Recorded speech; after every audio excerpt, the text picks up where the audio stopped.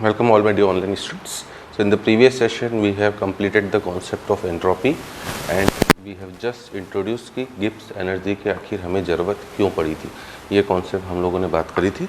तो अब हमारा आज के सेशन में स्टार्ट होगा मोस्ट इम्पॉर्टेंट पार्ट, ठीक है, दैट इज गिब्स एनर्जी, क्योंकि यही बताता है ठीक है कि आपकी प्रोसेस स्पॉन्टेनियस होगी कि नहीं होगी। तब आखिर गिब्स एनर्जी की हमें ज़रूरत क्यों पड़ रही है। थर्मोडायनेमिक्स की एक मोस्ट इम्पॉर्टेंट एप्लीकेशन जो मैंने आपको बताई थी कि नए पैरामीटर्स को डिराइव करना, ठीक है ना। साइंटिस्ट को इंटरनल एनर्जी की ज़रूरत पड़ी, फिर एंथैल्पी की, फिर एंट्रोपी की, नो फाइनली गिब्स एनर्जी। तो क्यों पड़ी गिब्स एनर्जी की ज़रूरत उन्हें, ठीक है ना। तो ज़रूरत इसलिए पड़ी because delta S universe criteria, ठीक है। हमने बात करी थी सेकेंड लॉ ऑफ थर्मोडायनेमिक्स में कि इरिवर्सिबल प्रोसेस में एंट्रोपी यूनिवर्स की जो है वो लगातार बढ़ रही है। Delta S universe criteria for checking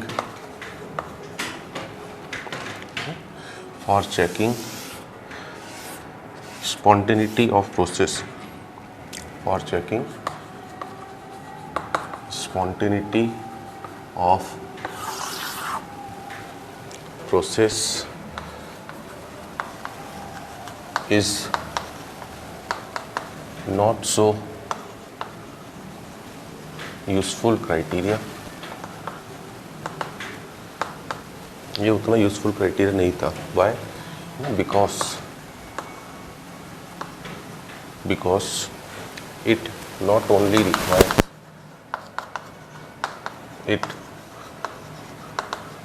only requires क्या रिक्वायर करता है, ठीक है ना। It not only requires possible process of system,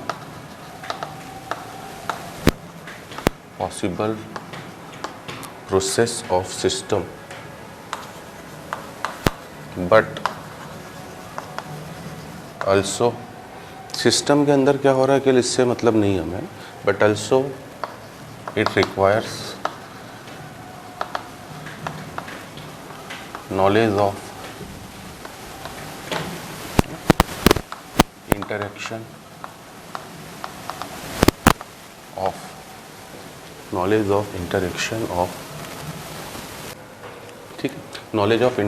of system with surrounding, ठीक, कि आखिर सिस्टम सराउंडिंग के साथ किस तरह से इंटरेक्ट कर रहा है। और थोड़ा सा अगर आपको एंट्रोपी के बारे में आइडिया हो तो हमें ज़्यादा तकलीफ हुई थी डेल्टा सराउंडिंग को निकालने में, है ना। आइडियल गैस में भी अगर आपको याद हो, जो मैंने इतना इंपॉर्टेंटली डिस्कस करा था, उसमें डेल्टा सिस्टम तो बड़ी आसानी से आपका हमेशा एक ही फॉर्मूले से निकल रहा था, that is NCV ln of T2/T1 plus NR ln V2/V1, या NCP ln T2/T1 plus NR ln P1/P2। But surrounding bar bar change हो रहा था, ठीक है। तो जब जब साइंटिस्ट को जिस जिस नए पैरामीटर की ज़रूरत पड़ी तब तक उन्होंने हर एक नए पैरामीटर को डिफाइन करा, ठीक है। थर्मोडायनेमिक्स में ये चीज़ें समझना खूब इंपॉर्टेंट बेटा। फॉर्मूले तो हर कोई लर्न करके कर लेगा काम, बट ज़रूरत क्यों पड़ी, ठीक है, उसमें हम लोगों ने काफ़ी अच्छा समय स्पेंड करा है। थ्योरी को काफ़ी डेप्थ तक हम लोग लेके गए हैं कि इंटरनल एनर्जी की ज़रूरत इसलिए पड़ी उन्हें क्योंकि साइंटिस्ट ने देखा कि हर बार Q + W का सम 0 आ रहा था, तो उन्होंने इस पैरामीटर को एक नया पैरामीटर डिफाइन करा, ठीक है ना। एंथैल्पी की ज़रूरत इसलिए पड़ी क्योंकि उनको heat exchange eight constant pressure चाहिए थी, जो फिज़िक्स में डिफाइन नहीं हो पा रही थी, ठीक है। फिर एंट्रोपी की ज़रूरत क्यों पड़ रही, क्योंकि स्पॉन्टेनिटी का क्राइटेरिया आपका एनर्जी क्राइटेरिया से सफिशेंटली सॉल्व नहीं हो पा रहा था, तो अब एंट्रोपी आ गया। अब एंट्रोपी के बाद गिब्स एनर्जी की ज़रूरत क्यों पड़ी, क्योंकि थोड़ा सा सराउंडिंग को निकालने में साइंटिस्ट को परेशानी हो रही थी। तो अलग अलग साइंटिस्ट ने अपना अपना दिमाग लगाया और अब गिब्स ने आपकी मदद करी इस केस में फाइनली। सो है ना, so they define a new parameter, उन्होंने एक नए पैरामीटर को डिफाइन करा। So they define a new parameter which gives idea about spontaneity of process by considering, ठीक है, by considering system only. Gibbs ने बोला भैया मुझे केवल सिस्टम के पैरामीटर्स दे दो, मैं आपको बता दूंगा प्रोसेस स्पॉन्टेनियस होगी कि नहीं होगी, ठीक है। By considering system only and this parameter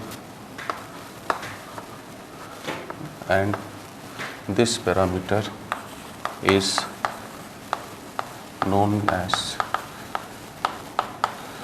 Gibbs energy. इस पैरामीटर को ही उन्होंने गिब्स एनर्जी नाम दिया, जी, है ना। एंड मैथमेटिकली, ये सब आपको भी नोट्स बनाने हैं अपने, इतना मैं इसलिए बोर्ड पर लिखता हूँ, मैं चाहूँ तो ओरली केवल बोल सकता हूँ, ठीक है ना, बट मैं भी पेन इसलिए लेता हूँ कि आपको नोट्स बनाने की अच्छी आदत बने। And mathematically it is given by G equals to H minus T S. Mathematically it is given by G equals to H minus T. इस फॉर्मूले से इस पैरामीटर को दिया गया। It is a state function, it is a state function and extensive property, and extensive property. ये एक state function है और एक्सटेंसिव प्रॉपर्टी, ठीक है। अब जी इक्वल्स टू अगर एच माइनस टी एस है, तो अब हम लोग बात करें कि कैसे सिस्टम से बात होगी। तो डी जी इक्वल्स टू क्या लिख सकता हूँ मैं, D H minus D of T S, ठीक है ना। और फिर डी ऑफ टी एस को दो वेरिएबल्स के प्रोडक्ट का डिफ्रेंशिएशन क्या होगा, फर्स्ट को कांस्टेंट, सेकंड को differentiate T d S, minus second constant, first को डिफ्रेंशिएट एस डी टी, ठीक है ना। अब अगर हम लोगों ने, है ना, एट कांस्टेंट टेम्परेचर कंडीशन डाली सबसे पहले, एट कांस्टेंट टेम्परेचर, तो कांस्टेंट टेम्परेचर का मतलब क्या हो गया, टी अगर कांस्टेंट है तो obviously d T will be equals to zero, और डी टी अगर ज़ीरो हो गया तब आपका जो डी जी होगा that will be equals to d H minus T d S, ठीक है। और अगर हम लोग लार्ज चेंज के लिए चले जाएं तो आई विल से इसी को इंटीग्रेट करने पर डेल जी बराबर del H minus T delta S.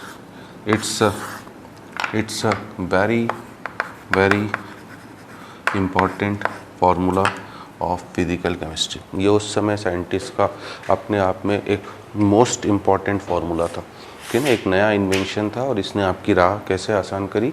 अगर मैं उसके लिए बात करूं तो फॉर सिस्टम, अब हम लोग केवल बात किसके लिए कर रहे हैं, सिस्टम के लिए। तो अगर मैं सिस्टम के लिए बात करूं तो what I will say delta G system will be equals to delta H system minus T delta H system बोल सकता हूँ, ठीक है। ये हमारा फॉर्मूला हो गया सब पैरामीटर सिस्टम के meter, del G B, del H B, del S B. अब हमें पता है कि डेल्टा एस यूनिवर्स जो है it will be equals to delta S system plus delta S surrounding, yes और नो, ठीक है।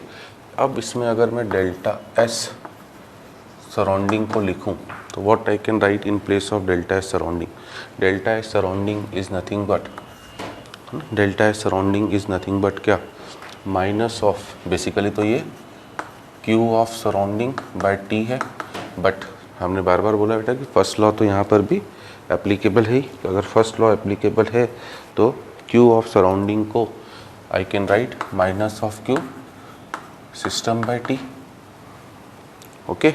और अगर हम लोगों ने साथ में, अब ऑलरेडी एक कंडीशन हम यहाँ पे डाल चुके हैं बेटा कांस्टेंट टेम्परेचर, अब दूसरी कंडीशन डाल रहे हैं एट कांस्टेंट प्रेशर। अगर हम लोगों ने प्रेशर को भी कांस्टेंट कर दिया तो हमें पता है फॉर कांस्टेंट प्रेशर वाली प्रोसेस के लिए क्यू जो होता है वो किसके बराबर होता है, डेल्टा एच, ठीक है ना। एंथैल्पी को डिफाइन ही इसलिए करा गया था। तो आई कैन से कि क्यू सिस्टम जो हो गया that will be equals to delta H system. So मेरे लिए जो डेल्टा एस सराउंडिंग हुआ it will be minus of delta S system by T, agreed.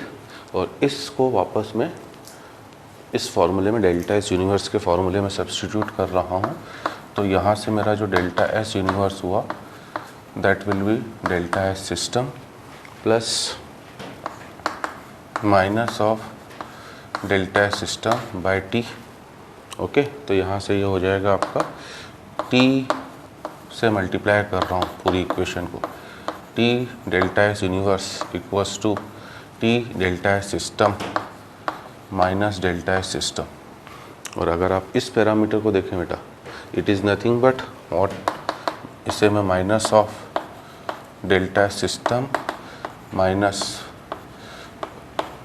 T delta S system भी लिख सकता हूँ, and this is nothing but delta G of system. तो यहाँ से हमारा फाइनली क्या चीज़ डिराइव हुई कि डेल्टा जी सिस्टम जो है that is minus of T delta S universe. Again very very important conclusion, ठीक है ना, very very important conclusion. Del G system, but be careful. क्या केयरफुल रहना है? थर्मोडायनेमिक्स में बार बार आपको परेशान यहीं पे कर रहा हूँ बेटा कि कंडीशंस, कब कौन सा फॉर्मूला एप्लीकेबल होगा, कब क्या लगाना है। ये जो आपने कंडीशन निकाली है ये अभी केवल कांस्टेंट प्रेशर और टेम्परेचर वाली प्रोसेसेस के लिए, और आपको पता है, ठीक है ना, क्या पता है आपको, हमें केमिस्ट्री में ज़्यादातर ज़रूरत तो केमिकल रिएक्शंस की पड़ेगी या फेस चेंज। हमारे लिए मेजर इंपॉर्टेंट केमिकल प्रोसेसेस की बात करें तो ये दो ही हैं, फिजिकल प्रोसेसेस में फेस चेंज, क्योंकि हीटिंग कूलिंग एट्सेट्रा वगैरह तो आप ऑलरेडी कराते हो कहाँ पर, ठीक है ना, फिजिक्स में। यहाँ पर ज़्यादा ज़रूरत हमें केमिकल रिएक्शंस और फेस चेंज, बस फिजिकल प्रोसेसेस में बात करें, और ये दोनों ही होती हैं किस कंडीशन पर, eight constant pressure and temperature. तो कांस्टेंट प्रेशर और टेम्परेचर वाली प्रोसेसेस के लिए यहाँ से प्रूव हो गया कि डेल्टा जी सिस्टम पीटी जो है minus of T delta S universe है। ये डेरिवेशन ही छोटे छोटे बेटा अपने आप में इतने इंपॉर्टेंट हैं कि स्टूडेंट्स को कुछ भी, है ना, मैं ये नहीं बोल रहा हूँ इन्हें रटना है, क्योंकि कॉम्पिटिटिव एग्जाम में अब आपसे डेरिवेशन तो नहीं पूछ सकता है, बट एटलीस्ट फार्मूले, जैसे ये फार्मूला काफ़ी इंपॉर्टेंट है ना, del G equals delta G के ऊपर गारंटेड है हर साल आपको क्वेश्चन मिलना ही है। और उसमें ये भी गारंटी बेटा कि फॉर्मूला वाइज डेल्टा जी या गिब्स एनर्जी जो है वो नाम बड़े और दर्शन छोटे का कॉन्सेप्ट है। नाम तो खूब बड़ा है गिब्स, पहले तो फ्री भी लगाते थे बेटा, आजकल फ्री लगाना हटा दिया है, गिब्स फ्री एनर्जी, आजकल के गिब्स एनर्जी बोलते हैं। तो नाम तो खूब बड़ा है बट दर्शन इसके छोटे हैं, 3-4 फार्मूलों से हमारा काम हो जाएगा बट उनको लगाने के लिए पहले कंडीशंस, कॉन्सेप्चुअली कंडीशंस पता होना चाहिए। जैसे यहाँ पर ये आपका ये जो फार्मूला है, अगर वो लिख दे कि del G system equals to minus of T delta S universe is always applicable for any process, तो ये स्टेटमेंट फॉल्स हो जाएगा। It is applicable only for the processes taking place at constant pressure and temperature. अब देखिए यहाँ से आपको spontaneity का बेस मिल जाएगा। हमें पता है कि if delta S universe greater than zero है, if delta S universe greater than zero है तो प्रोसेस किस तरह की थी बेटा, स्पॉन्टेनियस प्रोसेस, ठीक है। और अब जो हम लोग फॉलो करेंगे, हम यूनिवर्स को भूल जाएंगे बेटा, बस ये आखिरी बार मैं लिखने जा रहा हूँ। अब हमारा काम केवल और केवल सिस्टम से होगा। तो जैसे ही आपने ये बोला अगर डेल्टा एस यूनिवर्स पॉजिटिव है तो टेम्परेचर तो मुझे पता है कभी भी नेगेटिव हो ही नहीं सकता है। यहाँ पर टेम्परेचर किस स्केल में रखना है मुझे, kelvin scale, and lowest possible temperature in kelvin scale is absolute zero temperature, 0 kelvin. आज तक हमें पता है उसे भी लेबोरेटरी में ऑब्टेन नहीं करा जा सका है, मतलब मिनिमम वैल्यू टेम्परेचर की 0 हो सकती है जो पॉसिबल है ही नहीं, तो हमेशा पॉजिटिव रहेगा। उसके अलावा that mean I can say कि अगर delta G system at constant pressure और टेम्परेचर, अगर ये टर्म पॉजिटिव बेटा, तो अगर ये नेगेटिव हो गया तो हम लोग बोलेंगे कि हमारी प्रोसेस क्या है, स्पॉन्टेनियस। और मुझे लगता है कि अगर आपने एक बार भी ये चैप्टर पहले रफली पढ़ा हुआ है कहीं पर भी, कम से कम एनसीईआरटी से रीडिंग मारी है, तो ये कंडीशन आपको, है ना, भले डेरिवेशन नहीं पता हो कि आती कहाँ से, बट एटलीस्ट देखा ज़रूर होगा आपने कि डेल्टा जी अगर कांस्टेंट प्रेशर टेम्परेचर पर नेगेटिव हो गया सिस्टम का, ठीक है ना। अब सिस्टम के लिए मुझे केवल डेल्टा एच भी सिस्टम की ज़रूरत है और डेल्टा एस भी सिस्टम की ज़रूरत है, ठीक है। तो ये अब अपने आप में काफ़ी इंपॉर्टेंट कंक्लूजन निकल आया, देखिए ना। If delta S universe equal to zero, अगर डेल्टा एस यूनिवर्स ज़ीरो है आपका, तो हम लोग बोलेंगे कि हमारी जो प्रोसेस है वो रिवर्सिबल है। और reversible processes are always at कहाँ पर, इक्विलिब्रियम। ठीक है, और इसका मतलब क्या हो गया बेटा हमारे लिए कि del G system at constant pressure and temperature अगर ज़ीरो हो गया, अगर ये चीज़ इक्वल टू ज़ीरो हो गई, तो आई विल से कि माई प्रोसेस इज एट कहाँ पर, इक्विलिब्रियम। अब ये कंडीशन तो एटलीस्ट मुझे लगता है सभी को याद होगी बेटा, क्योंकि ये हम केमिकल इक्विलिब्रियम में भी ज़्यादा पहले डेप्थ में नहीं जाते हैं, बट लिखते ज़रूर हैं कि at equilibrium delta G equals to zero. और याद करिए, केमिकल इक्विलिब्रियम अगर मैंने चैप्टर का नाम लिया है तो केमिकल इक्विलिब्रियम में आप केवल किन से डील करते हो बेटा, रिवर्सिबल रिएक्शन से, मतलब केमिकल रिएक्शन से। और chemical reactions unless otherwise mention हमेशा कांस्टेंट प्रेशर और टेम्परेचर पर होती है। And third and final possibility कि अगर delta S universe less than zero है, ठीक है ना, लेस देन ज़ीरो होते ही हम लोग क्या बोलेंगे कि हमारी प्रोसेस जो है वो क्या है, नॉन स्पॉन्टेनियस। तो यहाँ से अब हमारी कंडीशन क्या डिराइव हुई कि delta G system P T क्या हो जाएगा, ग्रेटर देन ज़ीरो, तो आपकी प्रोसेस हो गई non spontaneous process. Very very important conclusion. अब हमें केवल डेल्टा जी सिस्टम से चलना है, और इतनी जानकारी आपको पहले से होगी बेटा। क्या जानकारी पहले से होगी कि स्पॉन्टेनियस प्रोसेस का मतलब ही होता है कौन सी प्रोसेस, इरिवर्सिबल, ठीक है ना। इक्विलिब्रियम वाली प्रोसेस का मतलब भी होता है रिवर्सिबल प्रोसेस, और नॉन स्पॉन्टेनियस प्रोसेस का मतलब इनडायरेक्टली हम लोग बोलेंगे कि वो प्रोसेस क्या है आपकी, इम्पॉसिबल है, ठीक है। वो प्रोसेस जो है आपकी इम्पॉसिबल है, ठीक है।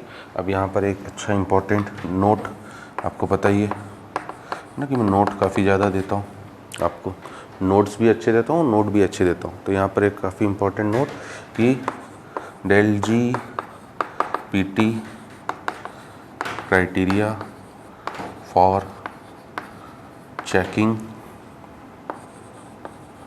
spontaneity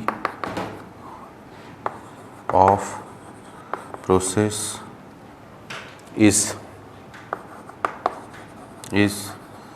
applicable for किस के लिए, is applicable for phase change and chemical reaction। ये केवल फेस चेंज और केमिकल रिएक्शंस के लिए लगेगा। वाई, क्योंकि हमें पहले से बताया बेटा कि फेस चेंज और केमिकल रिएक्शन जो होता है वो हमेशा किस कंडीशन पर होता है, कांस्टेंट प्रेशर और टेम्परेचर पर। तो यहाँ पर साफ साफ आपको दिख रहा है कि अभी जो हमने बात करी है वो कांस्टेंट प्रेशर और टेम्परेचर के लिए करी है, ठीक है। चलिए अब अगली चीज़ बेटा, क्या अगली चीज़ है कि मैंने लास्ट क्लास में बोला था कि साइंटिस्ट ने अपना गियर चेंज करके सपोर्टिंग और अपोजिंग फैक्टर के टर्म्स में बात करना चालू करी कि डेल एच अगर नेगेटिव है तो it will be a supporting factor for spontaneity, del H positive है तो it will be opposing factor for spontaneity, del S positive है तो it will be a supporting factor for spontaneity, और del S negative है तो it will be opposing factor for spontaneity. बताया था आपको, और इसमें 4 केसेस बने थे, याद होगा आपको। 4 में से अगर दोनों सपोर्टिंग, 4 केस कौन कौन से थे बेटा, पहला केस दोनों सपोर्टिंग फैक्टर हो, दूसरा दोनों अपोजिंग फैक्टर हो, तीसरा एक पहला वाला सपोर्टिंग तो दूसरा वाला अपोजिंग, और चौथा पहला वाला अपोजिंग तो दूसरा वाला सपोर्टिंग। इनमें से फर्स्ट और सेकंड केसेस सबसे सिंपल थे कि अगर दोनों फैक्टर सपोर्टिंग है तो process will always be spontaneous, दोनों फैक्टर अपोजिंग है तो process will always be non spontaneous. But अगर थर्ड या फोर्थ केस आ जाए कि एक फैक्टर सपोर्ट कर रहा है एक फैक्टर अपोज, तो फिर हमें डिसाइड करना पड़ेगा कि उस पर्टिकुलर कंडीशंस पर किस फैक्टर का मैग्नीट्यूड ज़्यादा डोमिनेट कर रहा है to decide about the spontaneity of process. और वो काम भी अब आपका, तब तो हमें सोचना पड़ा था बेटा, मैंने 2 सिंपल से एग्जांपल दिए थे कि मेल्टिंग ऑफ आइस के लिए ज़्यादा डोमिनेटिंग फैक्टर डेल्टा एस था, जबकि कंडेंसेशन ऑफ स्टीम के लिए ज़्यादा डोमिनेटिंग फैक्टर डेल्टा एच था। बट अब ये 2 तो वेल नोन प्रोसेस थी बेटा, मुझे भी केवल इन्हीं के बारे में पता है जो वेल नोन है, ठीक है। बट कोई नई आर्बिट प्रोसेस दे दे और तब बोले कि बताइए इस कंडीशन पर एक फैक्टर सपोर्टिंग और एक अपोजिंग है, इस कंडीशन पर ये प्रोसेस स्पॉन्टेनियस होगी कि नहीं होगी, तो तब हमें ज़्यादा अब दिमाग लगाने की ज़रूरत ही नहीं है। इस क्राइटेरिया ने आपकी हेल्प काफ़ी आसान कर दी है कैसे, ठीक है ना। तो अगला टॉपिक यही है हमारा, प्रेडिक्शन ऑफ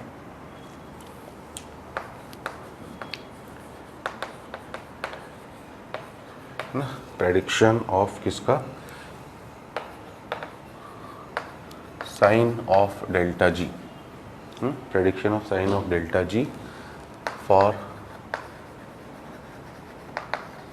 केमिकल रिएक्शंस, है ना, क्योंकि आप ज़्यादातर प्रोसेस आपकी केमिकल रिएक्शन पर ही आएंगे बेटा, on the basis of given value of delta H are and delta S are, है ना।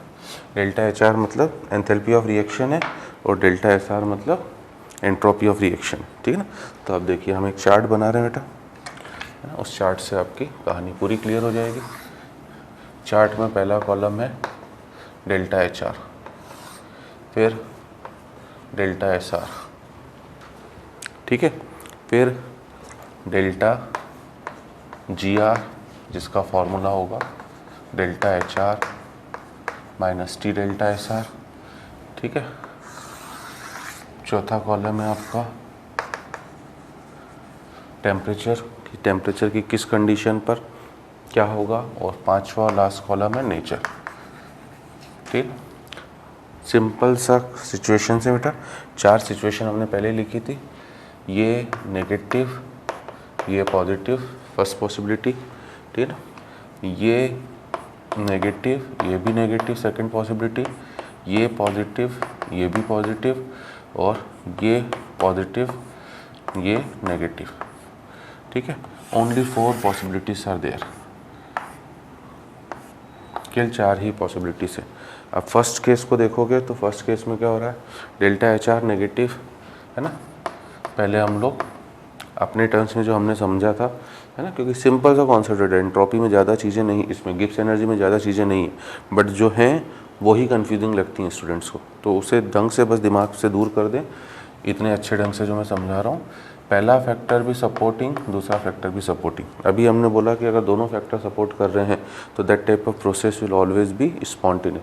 तो ना टेम्परेचर आपका कुछ भी हो जाए, इस तरह की process will always be spontaneous, है ना। और ये चीज़ आपको डेल्टा जी से रिफ्लेक्ट हो जाएगी।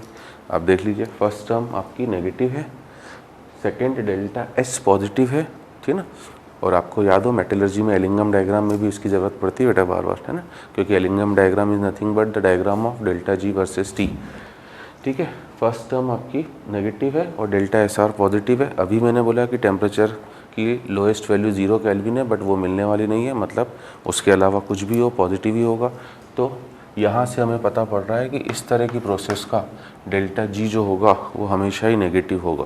और अभी हमने प्रूव करा कि अगर डेल्टा जी नेगेटिव है तो फिर प्रोसेस हमेशा मेरी किस तरह की होगी, स्पॉन्टेनियस, है ना। सेकंड में आया बेटा, ये फैक्टर तो सपोर्ट कर रहा है बट ये फैक्टर अपोज कर रहा है।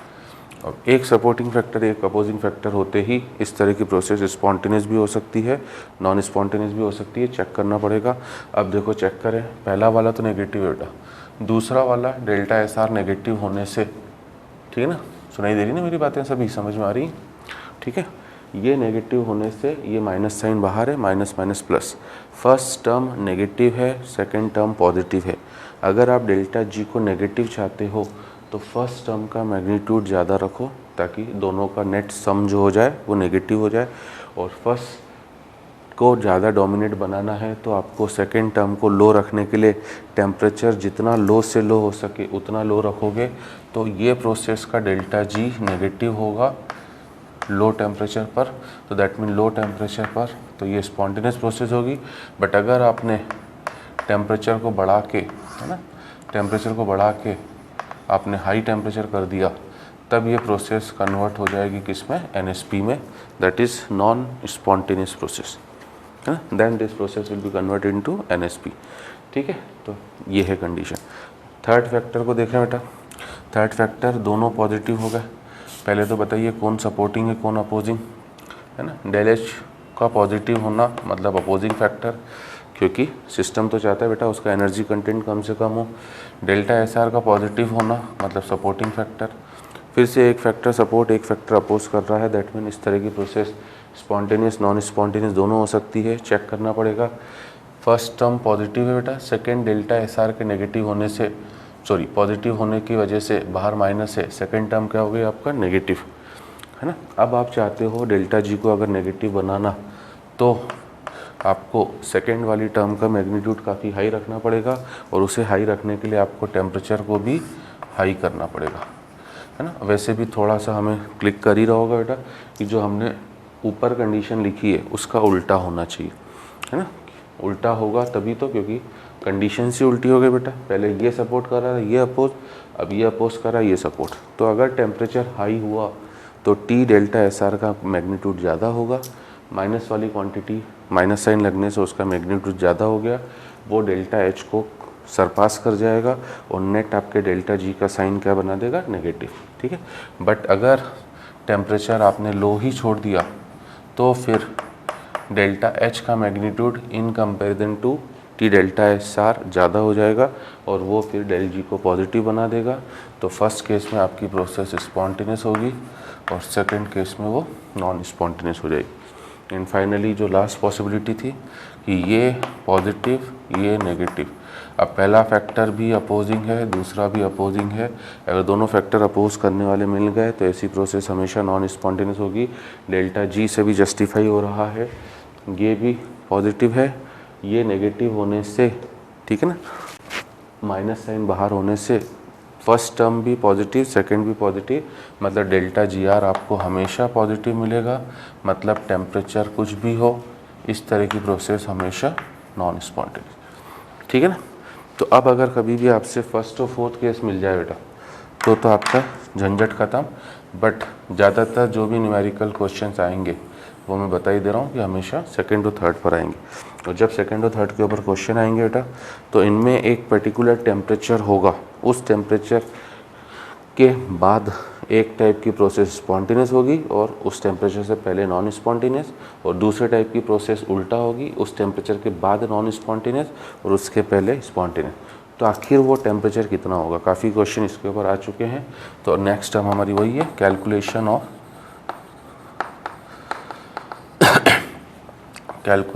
ऑफ इक्विलिब्रियम टेम्परेचर, ठीक है ना। कैलकुलेशन ऑफ इक्विलिब्रियम टेम्परेचर करना कुछ नहीं बेटा, I am saying you again and again that this topic is of the category नाम बड़े एंड दर्शन छोटे। नाम तो खूब बड़ा है बाकी दर्शन खूब छोटे हैं। हमें पता है एट इक्विलिब्रियम डेल्टा जी को हमें क्या करना है जीरो, और हमें साथ में ये भी पता है बेटा।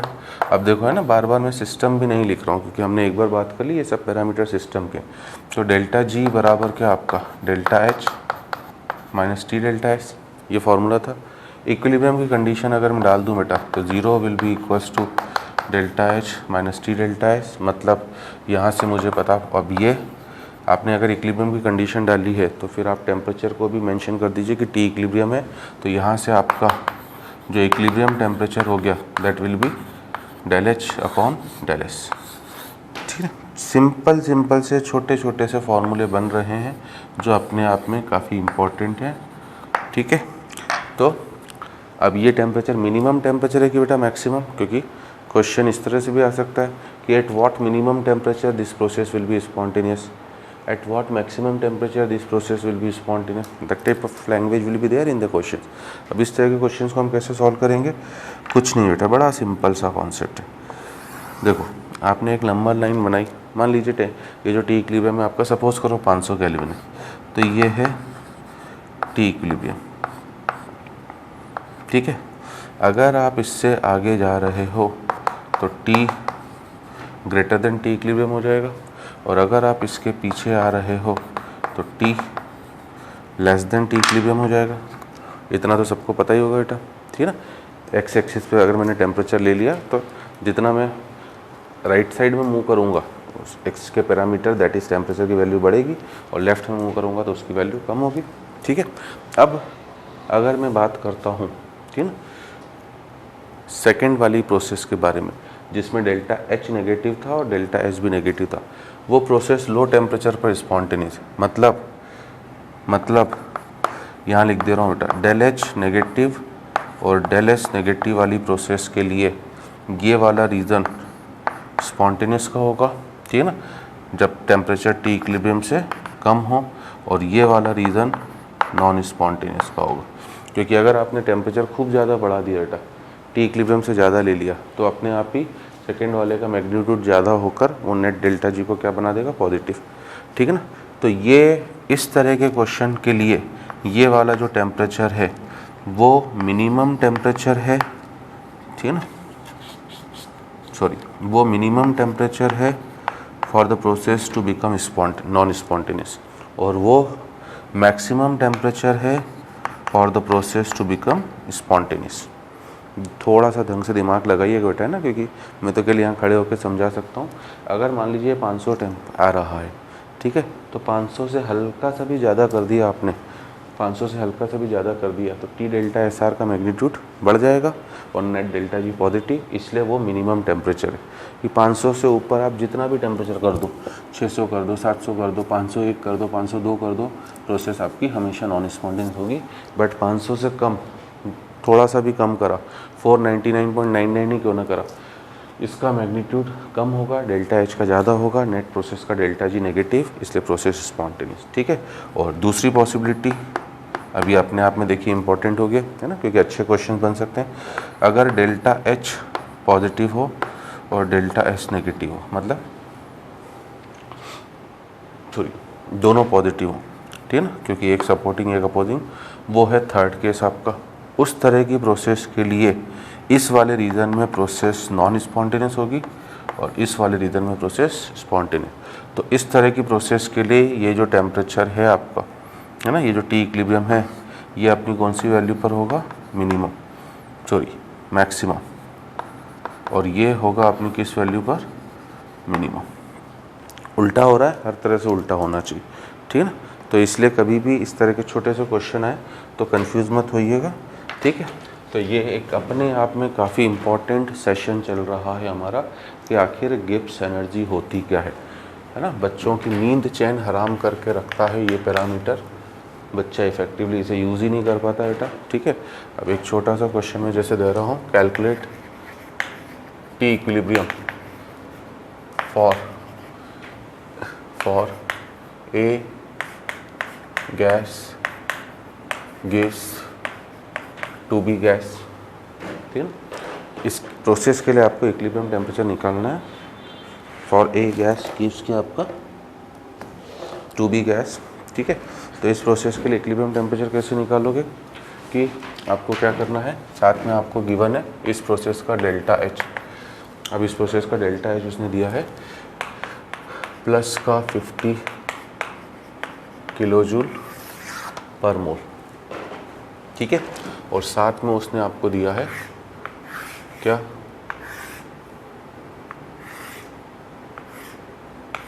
मोलर एंट्रोपी और सब्सटेंस, पहले सब्सटेंस लिख देते हैं बेटा और फिर उनकी मोलर एंट्रोपी।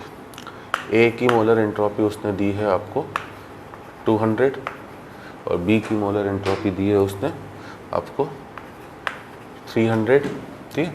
अभी मैं सिंपल सा एक क्वेश्चन ले रहा हूँ बेटा और इनकी यूनिट है जूल पर मोल केल्विन। ऐसे क्वेश्चन आते हैं सिंपल से छोटे छोटे, ठीक है। और स्टूडेंट खूब गड़बड़ी करता है बेटा इस तरह के क्वेश्चंस में। अब आपको उन्हीं को मैं सिखा रहा हूँ कि आपकी गड़बड़ ना हो। तो यहाँ पर सीधे सीधे पहले आपको delta H are enthalpy of reaction तो दे दिया बेटा, ठीक है ना। अब डेल्टा एस आर, तो पुरानी कोई भी चीज़ भूलनी नहीं है बेटा। हमने थर्मोडायनेमिक्स पार्ट 2 को चालू करा तो ऐसा नहीं कि हम पार्ट 1 को भूल गए, क्योंकि हमें पार्ट 1 की तो ज़रूरत पड़ी थी।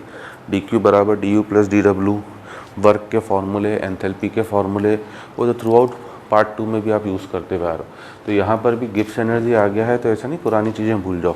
आपको एंट्रोपी चेंज ऑफ रिएक्शन, क्योंकि अब उसकी ज़रूरत सबसे ज़्यादा पड़ने वाली, वो पता होना चाहिए। वो कैसे निकालोगे, क्या था फॉर्मूला, है ना, stoichiometric coefficient of product into उनकी molar entropy that is 300 minus stoichiometric coefficient of reactants जो 1 है और इनटू उसकी एंट्रोपी 200। तो इस पर्टिकुलर रिएक्शन का जो नेट एंट्रोपी चेंज हुआ 300 इंटू 2, 600 में से 200 गया, it is 400 joule per mole kelvin. ठीक है, अब आपको दोनों की वैल्यू पता है बेटा, डेल्टा एस की भी, डेल्टा एस एच की भी, और दोनों पॉजिटिव है। दोनों पॉजिटिव होने का मतलब डेल्टा एस वाला फैक्टर तो सपोर्टिंग फैक्टर हो गया बेटा, बट डेल्टा एच वाला फैक्टर अपोजिंग है, इसीलिए इक्विलिब्रियम टेम्परेचर की बात कर रहा है। इक्विलिब्रियम टेम्परेचर की बात केवल और केवल सेकेंड और थर्ड केस के लिए होगी बेटा, है ना, क्योंकि फर्स्ट तो हमेशा स्पॉन्टेनियस है, लास्ट वाली हमेशा नॉन स्पॉन्टेनियस है। तो यहाँ से ठीक है, नाम बड़े दर्शन छोटे बार बार बोलूँगा, बस सीधे टी इक्विलिब्रियम के लिए ऊपर 50,000।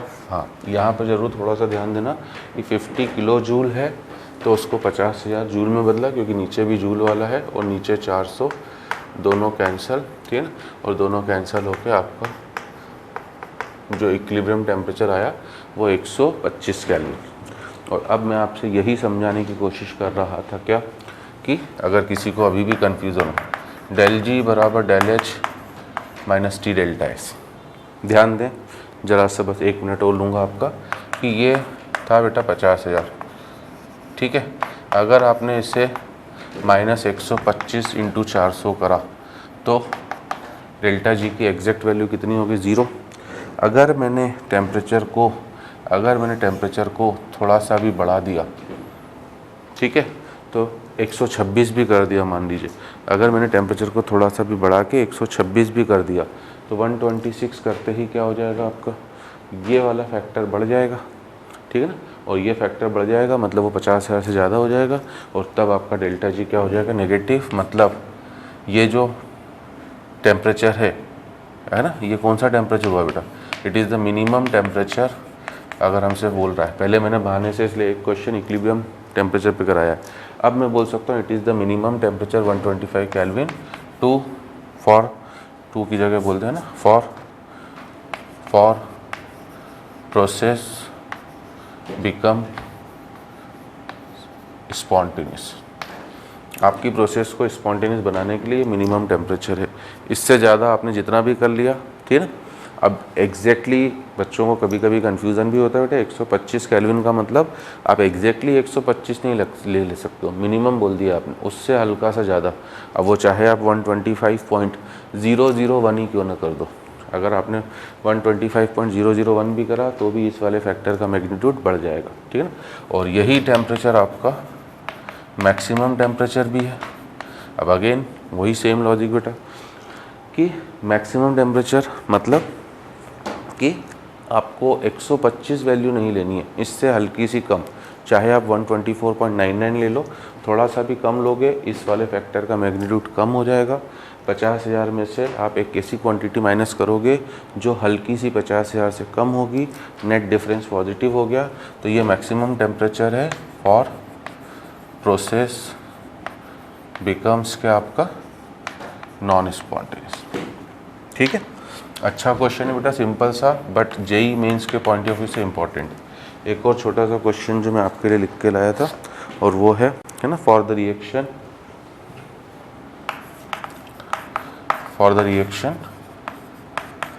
ए gas gives to B gas. आपसे बोला है इसका डेल्टा जी जो है, ठीक, let me check the data, कहीं गड़बड़ तो नहीं हो गया।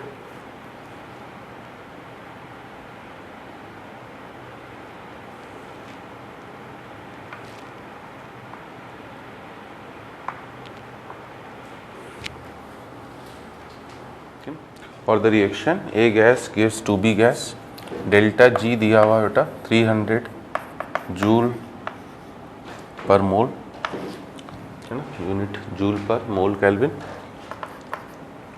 ठीक है। और नहीं, डेल्टा जी तो एनर्जी है तो केवल जूल ही होगा बेटा, और जूल पर मोल होगा। और डेल्टा यू की वैल्यू दी है आपको कितनी, 600 किलो जूल पर मोल केल्विन, 600 किलो जूल पर मोल केल्विन, ठीक है, एट 300 केल्विन। एक रिएक्शन है ए गैस गिव्स बी गैस, उसका डेल्टा जी दिया हुआ, डेल्टा यू दिया हुआ है 300 केल्विन पर। आपसे कह रहा है calculate equilibrium temperature of process. ठीक है, तो पहला क्वेश्चन जो मैंने आपको लिखा है बेटा वो जेई मेंस लायक है, और दूसरा ही क्वेश्चन मैं सीधे जेई एडवांस पे ले गया हूँ। ठीक है ना, हमने ये डिज़ाइन करा था, मतलब मैंने ही लास्ट ईयर हमारे ऑफलाइन के बच्चों के टेस्ट में, और काफ़ी बच्चों ने कंफ्यूज होकर छोड़ दिया था, है ना, जिनके भी कॉन्सेप्ट क्लियर नहीं होते, क्योंकि उनको बस इतना याद रहता है कि भैया इक्विलिब्रियम टेम्परेचर निकालने के लिए मुझे डेल्टा एच और डेल्टा एस दो की वैल्यू पता होना चाहिए। अब यहाँ पर उन दोनों की वैल्यू तो गिवन ही नहीं है बेटा, ना डेल्टा एच की वैल्यू गिवन है ना डेल्टा एस की, तो उन्होंने कंफ्यूज होकर इस क्वेश्चन को गलत ही कर दिया, है ना। तो अब आपसे मैंने बार बार रिक्वेस्ट करी है कि वीडियो पॉज करके अपना तुरंत पहले खुद सोचा करिए। तो अब आप देखिए कि करना क्या है बेटा। डेल्टा एच कैसे निकालोगे, तो आपको पता है बेटा कि इस फॉर्मूले का तो मैंने, ठीक है ना, इतना ज़्यादा यूज़ आपको सिखाया है और कसम दिला दी थी आपको कि इस फॉर्मूले को याद रखना आपके लिए कंपलसरी है। भूलना मतलब आप अपना सिलेक्शन ही चौपट करोगे बेटा, क्योंकि इनका यूज़ तो थर्मोडायनेमिक्स में होना ही होना है। डेल एच बराबर del U plus delta n g R T, तो डेल यू से पहले डेल्टा एच में जाना है, ठीक है, और डेल्टा एन जी इस रिएक्शन का अगर वो भी हमें निकालना आना चाहिए। हैं छोटी छोटी चीज़ें बेटा, बट वही कन्फ्यूज़न में कहीं ना कहीं स्टूडेंट गड़बड़ कर देता है। डेल्टा एन जी अगर ज़ीरो हो गया है, दैट मीन डेल्टा एच और डेल्टा यू बराबर हो गया, और वो है 600 किलो जूल पर मोल केल्विन। ये तो पहली कहानी हो गई आपका, डेल्टा एच आ गया। अब डेल जी बराबर यूज़ करो del H minus T delta H. Del G दिया हुआ है बेटा कितना, 300, ठीक है, और डेल एच आपको दिया हुआ है 600 किलो जूल, तो 600 इंटू 10⁻³ माइनस ये जो वैल्यू दी गई है ये किस टेम्परेचर पर दी गई है आपको, 300 केल्विन पर। तो यहाँ पर एक इम्पॉर्टेंट चीज़ है कि ये जो वैल्यू गिवन है आपको 300 पर गिवन है, ठीक है ना, इंटू डेल्टा एस। तो यहाँ पर ये किलो जूल होना चाहिए बेटा, ठीक है। एक करेक्शन आ गया है क्योंकि डाटा लिखने में हो सकता है मेरे से भी गड़बड़ हो गई, है ना, वो किलो जूल ही होना चाहिए, ठीक है, डेल्टा जी की वैल्यू। तो पहले ये फार्मूला लगेगा, ठीक है, और ये फार्मूला लग के अगर आपने पहले अपनी रिएक्शन का डेल्टा एस निकाला तो 600 इधर आके 300 माइनस 600 माइनस 300, और उसको फिर माइनस 300 से डिवाइड करा, तो it is 1 kilo joule per mole kelvin, ये है ना। अब आपको याद करो, मैंने एक चीज़ अभी छुड़वा दी थी आपकी, कौन सी चीज़ छुड़वा दी थी कि variation of entropy change of reaction और enthalpy change of reaction with pressure and temperature. याद आ रहा है, एंथैल्पी तो प्रेशर के साथ चेंज नहीं करेगी, बाकी एंट्रोपी प्रेशर के साथ भी चेंज करती है और टेम्परेचर के साथ भी। एंथैल्पी केवल टेम्परेचर के साथ चेंज करती है रिएक्शंस के केस में, ठीक है। बट मैंने साथ साथ ये भी बोला था कि ये टॉपिक मैं अभी इसलिए छुड़वा रहा हूँ क्योंकि जेई में आज तक इस टॉपिक का कोई क्वेश्चन नहीं आया। आप जितने भी क्वेश्चन जेई के उठा के देखोगे बेटा, इलेक्ट्रोकेमिस्ट्री में काफ़ी क्वेश्चंस आए हैं डेल्टा जी डेल्टा एस से रिलेटेड। आपको याद होगा हमने इलेक्ट्रोकेमिस्ट्री चैप्टर आपने जब पढ़ा था तो थर्मोडायनेमिक्स ऑफ गैल्वेनिक सेल में मैंने पूरे 5-6 केसेस अलग अलग बताए थे कि किसी गैल्वेनिक सेल का डेल्टा एच कैसे निकालोगे, डेल्टा एस कैसे निकालोगे, उसका इक्विलिब्रियम कांस्टेंट कैसे निकालोगे, क्योंकि इक्विलिब्रियम को बेसिकली मतलब ही इन सब चीज़ों से है ना, मतलब सॉरी थर्मोडायनेमिक्स को मतलब ही इन सब चीज़ों से, ठीक है। उसके अलावा अगर मैं बात करूँ बेटा, आयनिक इक्विलिब्रियम में भी ये फार्मूला आ सकता है, केमिकल काइनेटिक्स में भी कहीं ना कहीं ये फार्मूला थोड़ा थोड़ा यूज़ होता रहता है, ठीक है। तो इन सभी क्वेश्चंस में जेई में इसके ऊपर काफ़ी क्वेश्चंस अलग अलग टॉपिक से लिंक करते हुए आ चुके हैं। उन सभी में एक ही कॉन्सेप्ट लगता है कि unless otherwise mentioned delta H, delta G और डेल्टा एस को टेम्परेचर से इंडिपेंडेंट मान के चलना है। क्योंकि इस क्वेश्चन में मैंने यही बोला कि ऑफलाइन में बच्चों ने गड़बड़ क्या करी थी, उन्हें कन्फ्यूज़न हो गया कि यार ये 300 केल्विन दिया हुआ है तो अब 300 केल्विन इक्विलिब्रियम टेम्परेचर होगा, नहीं, है ना। ये आपका इक्विलिब्रियम टेम्परेचर तो अब आप निकालोगे और वो हो जाएगा वापस डेल एच अपॉन किस फार्मूले से, डेल्टा एच। डेल्टा एच की वैल्यू कितना, 600 किलो जूल पर मोल, है ना। डायमेंशनली भी चेक करोगे अगर आप, और नीचे डेल्टा एस की वैल्यू 1 किलो जूल पर मोल केल्विन, तो आप देख लो किलो जूल पर मोल कैंसिल, आपका नेट आंसर हो गया 600 केल्विन, ठीक है। तो डाउट कहाँ होता है स्टूडेंट का बेटा, स्टूडेंट का डाउट होता है कि सर ये जो आपने फार्मूला लगाया डेल जी बराबर del H minus T delta S, ये तो 300 केल्विन पे लगाया, बिल्कुल सही है, मतलब ये जो डेल्टा एच की वैल्यू आई ये 300 की थी, ये जो डेल्टा एच की वैल्यू थी 600 वाली ये भी 300 की थी, ठीक है ना।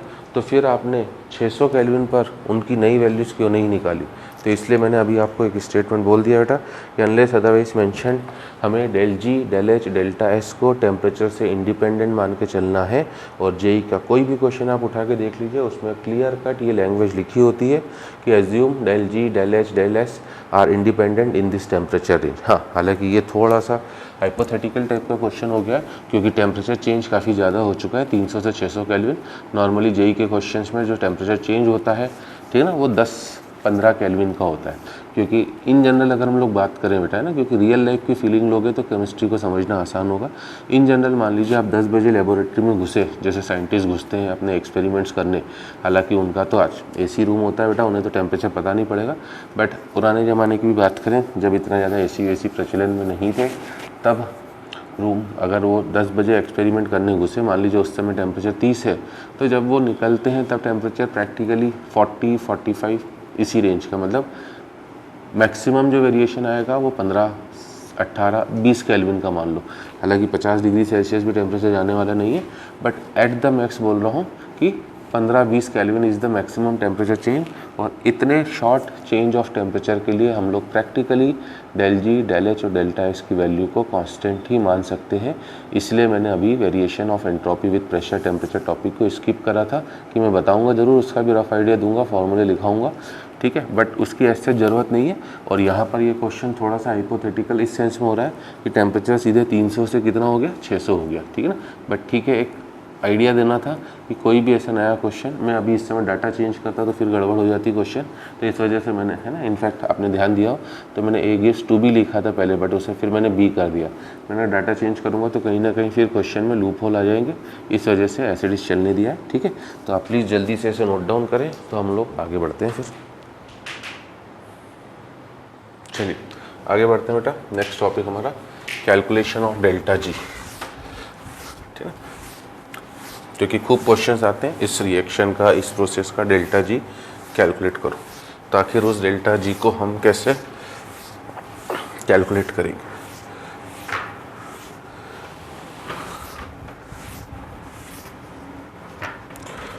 ठीक है, तो नेक्स्ट सेटिंग हमारा कैलकुलेशन ऑफ डेल्टा जी। ये तो इक्विलिब्रियम टेम्परेचर वगैरह की बात करें ना, अब डेल्टा जी को कैलकुलेट करना। डेल्टा जी को कैलकुलेट करने के लिए आपके पास, है ना, पहले तो केस 1, ये जो हम अभी कैलकुलेशन कर रहे हैं ये केवल फेस चेंज और केमिकल रिएक्शंस के लिए। For face change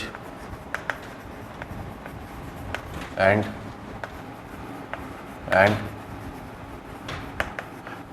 chemical reactions, that mean जो भी अभी मैं बात कर रहा हूँ बेटा वो उन प्रोसेसेस के लिए हो रही है जिनमें प्रेशर और टेम्परेचर क्या है आपका, कांस्टेंट है, ठीक है ना। अब इसका भी किसी भी फेस चेंज या केमिकल रिएक्शंस के लिए, है ना, फेस चेंज अगर आपका मेल्टिंग और बॉइलिंग पॉइंट पर हो रहा है तब तो वो हमेशा इक्विलिब्रियम पर होगा और डेल्टा जी सीधे सीधे जीरो बोलोगे।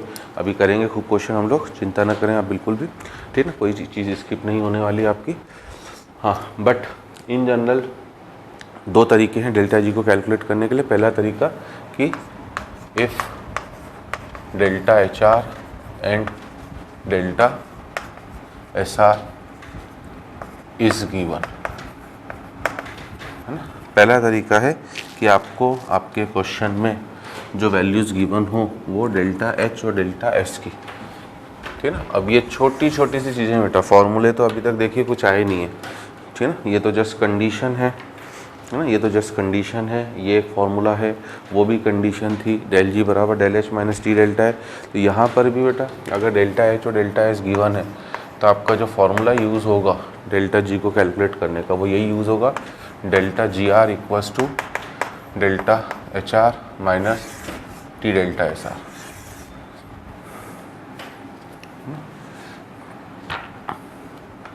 Delta G R equals to delta H R minus के आपका टी डेल्टा एस आर। हाँ, इसमें ज़रूर कलाकारी है, ठीक है ना, कि गिवन का मतलब ये नहीं बेटा कि आपको सीधे उठा के थाली में परोस के दे देगा। हो सकता है वो आपको, ठीक है ना, आपको डेल्टा एच आर को भी रिएक्शन में कैलकुलेट कराए। और इसी वजह से मैं कह रहा हूँ कि बच्चा बस यहीं पर गड़बड़ करके परेशान होता है।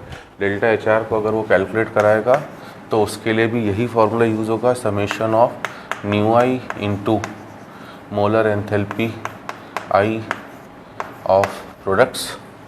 अब देखिए ऑलमोस्ट एंडिंग की तरफ ही है थर्मोडायनेमिक्स, थर्मोकेमिस्ट्री में जाएंगे। और मैंने पहले ही बोला था कि थर्मोकेमिस्ट्री में बार बार ये फार्मूले आपको यूज़ करने पड़ेंगे। And summation of nu I into H M I of reactants, ठीक है ना। कि अगर किसी क्वेश्चन में आपको अलग अलग सब्सटेंसेस की, मान लीजिए 3 रिएक्टेंट है, 3 प्रोडक्ट है और सबकी enthalpy molar enthalpy, H M का मतलब है मोलर एंथैल्पी, अगर क्वेश्चन में अलग अलग दे रहा है बेटा तो फिर आपको इस फॉर्मूले को यूज़ करना पड़ेगा। और मेरा जो 18 साल का नॉलेज है अभी तक कि स्टूडेंट, ठीक है ना, अच्छा बच्चा तो नहीं बोलूँ बेटा, बट एवरेज और बिलो एवरेज वाले इन फार्मूलों को यूज़ करने में बार बार गड़बड़ कर देते हैं, ठीक है। वो इतना सारा, ठीक है ना, मेन तो चीज़ कन्फ्यूज़न बेटा, उन्हें आखिरी तक इन फार्मूलों का ढंग से यूज़ ही नहीं समझ में आता है भैया, कि इससे सिंपल तो कोई चीज़ हो नहीं सकती। हाँ, देखने में ज़रूर मैं मान सकता हूँ बेटा कि ये एक्सप्रेशंस अजीब से टेढ़े मेढ़े लगते हैं, बट इससे सिंपल चीज़ें कुछ नहीं है। सब प्रोडक्ट्स एक साथ, है ना, हर एक की एंथैल्पी को, हर एक की एंट्रोपी को उसी के कोएफिशिएंट से मल्टीप्लाई करो, ऐड करते जाओ, फिर रिएक्टेंट्स के लिए काम करो और दोनों को माइनस कर दो, इससे delta G delta S R आ जाएगा। तो डायरेक्ट क्वेश्चन जो जेई के हैं बेटा, उसे पता है कि बच्चा ये काम करने में गड़बड़ करता है, कोई प्लस माइनस में कर देता है, किसी को फॉर्मूला नहीं याद होता है, किसी को देख के कन्फ्यूज़न हो जाता है, वॉट एवर मे बी। अलग अलग भ्रांति टाइप के छात्र हैं बेटा, अलग अलग स्टूडेंट्स का डाउट अलग अलग तरह का है, ठीक है। तो उसे पता है कि इसमें गड़बड़ होती है, इसलिए आप पेपर उठा के देखिए कि इसमें एक ज़बरदस्त क्रेज़ चल रहा है जेई में इस तरह के क्वेश्चंस का, ठीक है ना। तो इससे दोनों को निकालना पड़ सकता है। तो अपने आप में ही क्वेश्चन सिंपल होते हुए भी थोड़ा सा टाइम लगेगा आपको। और कभी वो standard Gibbs energy change of reaction पूछे तो डेल्टा जी नॉट आर तब कुछ नहीं है बेटा, बस सब जगह आपको आर नॉट लगा देना है। Delta G naught R equals to delta H naught R minus T delta S naught R, सब जगह नॉट लगा दीजिए, ठीक है ना। और आपको मैंने पहले ही बता दिया है बेटा कि थर्मोडायनेमिक्स की स्टैंडर्ड कंडीशंस क्या क्या थी, याद करिए। What are the standard conditions of thermodynamics? Temperature, साफ एनसीईआरटी में क्लियरली लिखा हुआ है, there is no restriction of temperature. Temperature आपका कुछ भी हो सकता है, बट हाँ, किसी क्वेश्चन में मेंशन ना हो तो टेम्परेचर आपको 298 केल्विन लेना है, ठीक है। गैस के लिए पार्शियल प्रेशर को 1 बार, सॉल्यूट के लिए कंसंट्रेशन 1 मोलर और सॉलिड्स और लिक्विड्स के लिए उनके प्योर फॉर्म एट 1 बार प्रेशर, ठीक है ना। सुनने में थोड़ी सी अजीब लगती है बेटा, कन्फ्यूज़न भी लगता है, बट इन स्टैंडर्ड कंडीशंस को याद रखना ज़रूरी है। और मैं दोनों के ऊपर क्वेश्चंस कराऊंगा आपको, ठीक है ना, क्योंकि सबसे सिंपल पार्ट होते हुए भी स्टूडेंट गड़बड़ करता है, इसलिए मैं इतना स्ट्रेस दे रहा हूँ।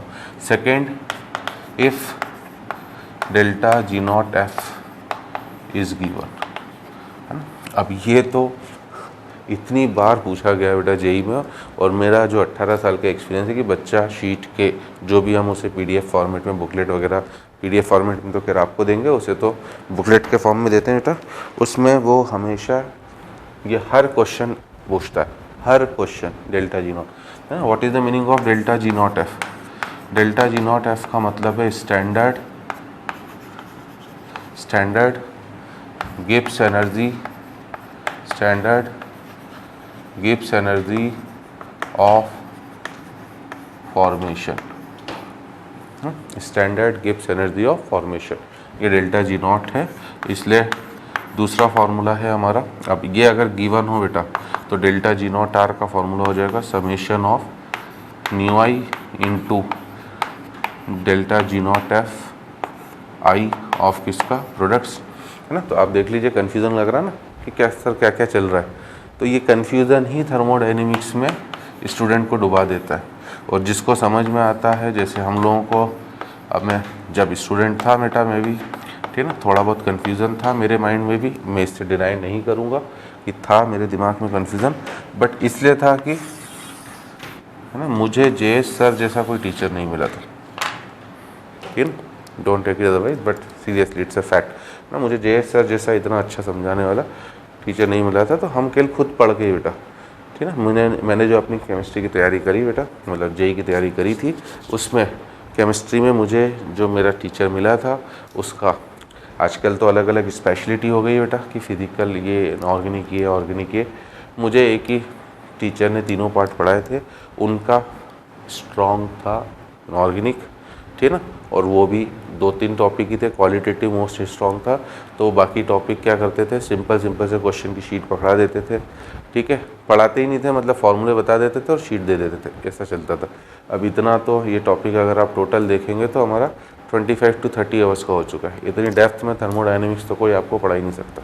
इसलिए मुझे मेरे जैसा टीचर मिलता तो फिर मुझे एक एक चीज़ क्लियर होती। और यहाँ पर एक स्पेशल नोट है फिर से, और क्या है वो स्पेशल नोट, वो स्पेशल नोट है कि delta G not F of elements जो हमें थर्मोकेमिस्ट्री में भी यूज़ में आएगा, of elements in their pure and standard form is zero. ये एक मस्ट इम्पॉर्टेंट नोट है बेटा, आगे ये हम लोग थर्मोकेमिस्ट्री में भी लिखेंगे। मतलब क्या मीनिंग है, ऑक्सीजन है तो O2 gas, hydrogen H2 gas, N2 gas, ठीक है ना, इस तरह के जो भी हैं बेटा, इन सब का एलिमेंटल फॉर्म में है ना, जो अपने प्योर इनस्टेबल फॉर्म, जैसे सोडियम है तो सोडियम का प्योर इनस्टेबल फॉर्म क्या है, Na सॉलिड, ठीक है ना। मैग्नीशियम का pure unstable form Mg solid. Bromine की अगर मैं बात करूं तो ब्रोमीन का pure unstable form bromine liquid. इन सब का IUPAC ने बता दिया है कि इनका गिब्स एनर्जी ऑफ फॉर्मेशन जो होगा वो इक्वल टू 0 होगा, ठीक है। तो ये जरा सी चीज़ें हैं बट कंफ्यूजिंग खूब है कि इनको स्टूडेंट याद ही नहीं रख पाता है ना। बाकी किसी का जैसे ब्रोमीन लिक्विड में 0 होगा बेटा, अगर ब्रोमीन गैस बोल दूँ तो नॉन ज़ीरो, क्योंकि नेचर में आपको ब्रोमीन जब भी मिलेगा आपको पता होना चाहिए फर्स्ट 2 हेलोजन फ्लोरीन और क्लोरीन गैस फॉर्म में होते हैं, ब्रोमीन लिक्विड फॉर्म में होता है और आयोडीन किस फॉर्म में होता है, सॉलिड, ठीक है। और इसके अलावा आपका जो एक और चीज़ है कि H+ एक्वस का भी IUPAC ने डेल्टा जी नॉट, आयंस में केवल एक ही आयन का बेटा H+ एक्वस का 0, ठीक है। एलोट्रोपिक फॉर्म में बात करोगे, हालांकि इस ज़्यादा ज़रूरत अभी नहीं है बट अब थोड़ा सा बता दूं, कार्बन ग्रेफाइट का 0 बट कार्बन डायमंड का नॉन 0, ये ज़्यादा ज़रूरत है थर्मोकेमिस्ट्री की, ठीक है ना। तो ये थोड़ी थोड़ी चीज़ें हैं जो आपको पता होना चाहिए। अब मैं दोनों के ऊपर एक एक छोटा सा क्वेश्चन बता रहा हूँ, और फिर अगली इम्पॉर्टेंट चीज़ कि ये जो आप डेल्टा जी निकालना सीख रहे हो ये तो केवल फेस चेंज के लिए सीख रहे हो भैया, तो अगर चेंज ऑफ स्टेट हो तब क्या होगा, तो छोड़ेंगे तो उसको भी नहीं बेटा, है ना। जब इतना समय दे ही दिया है इस टॉपिक को तो हर एक चीज़ क्लियर करके ही जाएंगे, ठीक है। तो पहले इन दोनों के ऊपर मैं एक एक छोटा छोटा सा क्वेश्चन बता के आपके कॉन्सेप्ट्स क्लियर कर दूं कि किस तरह के क्वेश्चंस आएंगे। मेरा पर्सनल बेटा अगर एक्सपीरियंस बोले तो मुझे डेल्टा जी के क्वेश्चंस इजी लगते हैं क्योंकि होते ही सिंपल हैं। हाँ, कंफ्यूजिंग थोड़े से होते हैं, तो मैं इतना स्लो और स्टडी पेस से चली इसलिए रहा हूँ। मैं कह ऐसा नहीं कर रहा हूँ बेटा फॉर्मूले लिखा है 2-4 सवाल कराए और आगे बढ़ गया ना। मुझे हर सेशन को प्लान करके आता हूँ और जल्दी पढ़ाऊँगा, बट फिर दिल है कि मानता नहीं कि यार चीज़ें समझ में आनी चाहिए, है ना। पहले वाले चीज़ के ऊपर क्वेश्चन कर रहा हूँ, जैसे कैलकुलेट डेल्टा GR ऑफ, एक रिएक्शन आपको गिवन है बेटा, डाटा में लिख के लाया हूँ, of 2N2O5 gives 4NO2 plus O2 at 27 degree Celsius, ठीक है ना। आपको इस रिएक्शन का डेल्टा GR निकालना है 27 डिग्री सेल्सियस पर, और जो आपको गिवन है, क्या है गिवन, है ना, वही जो मैंने बोला था ना कि वो बस परेशान करने के लिए चार्ट के फॉर्म में दे देगा, स्टूडेंट वहीं पर गड़बड़ कर देता है। गिवन है 3 कॉलम,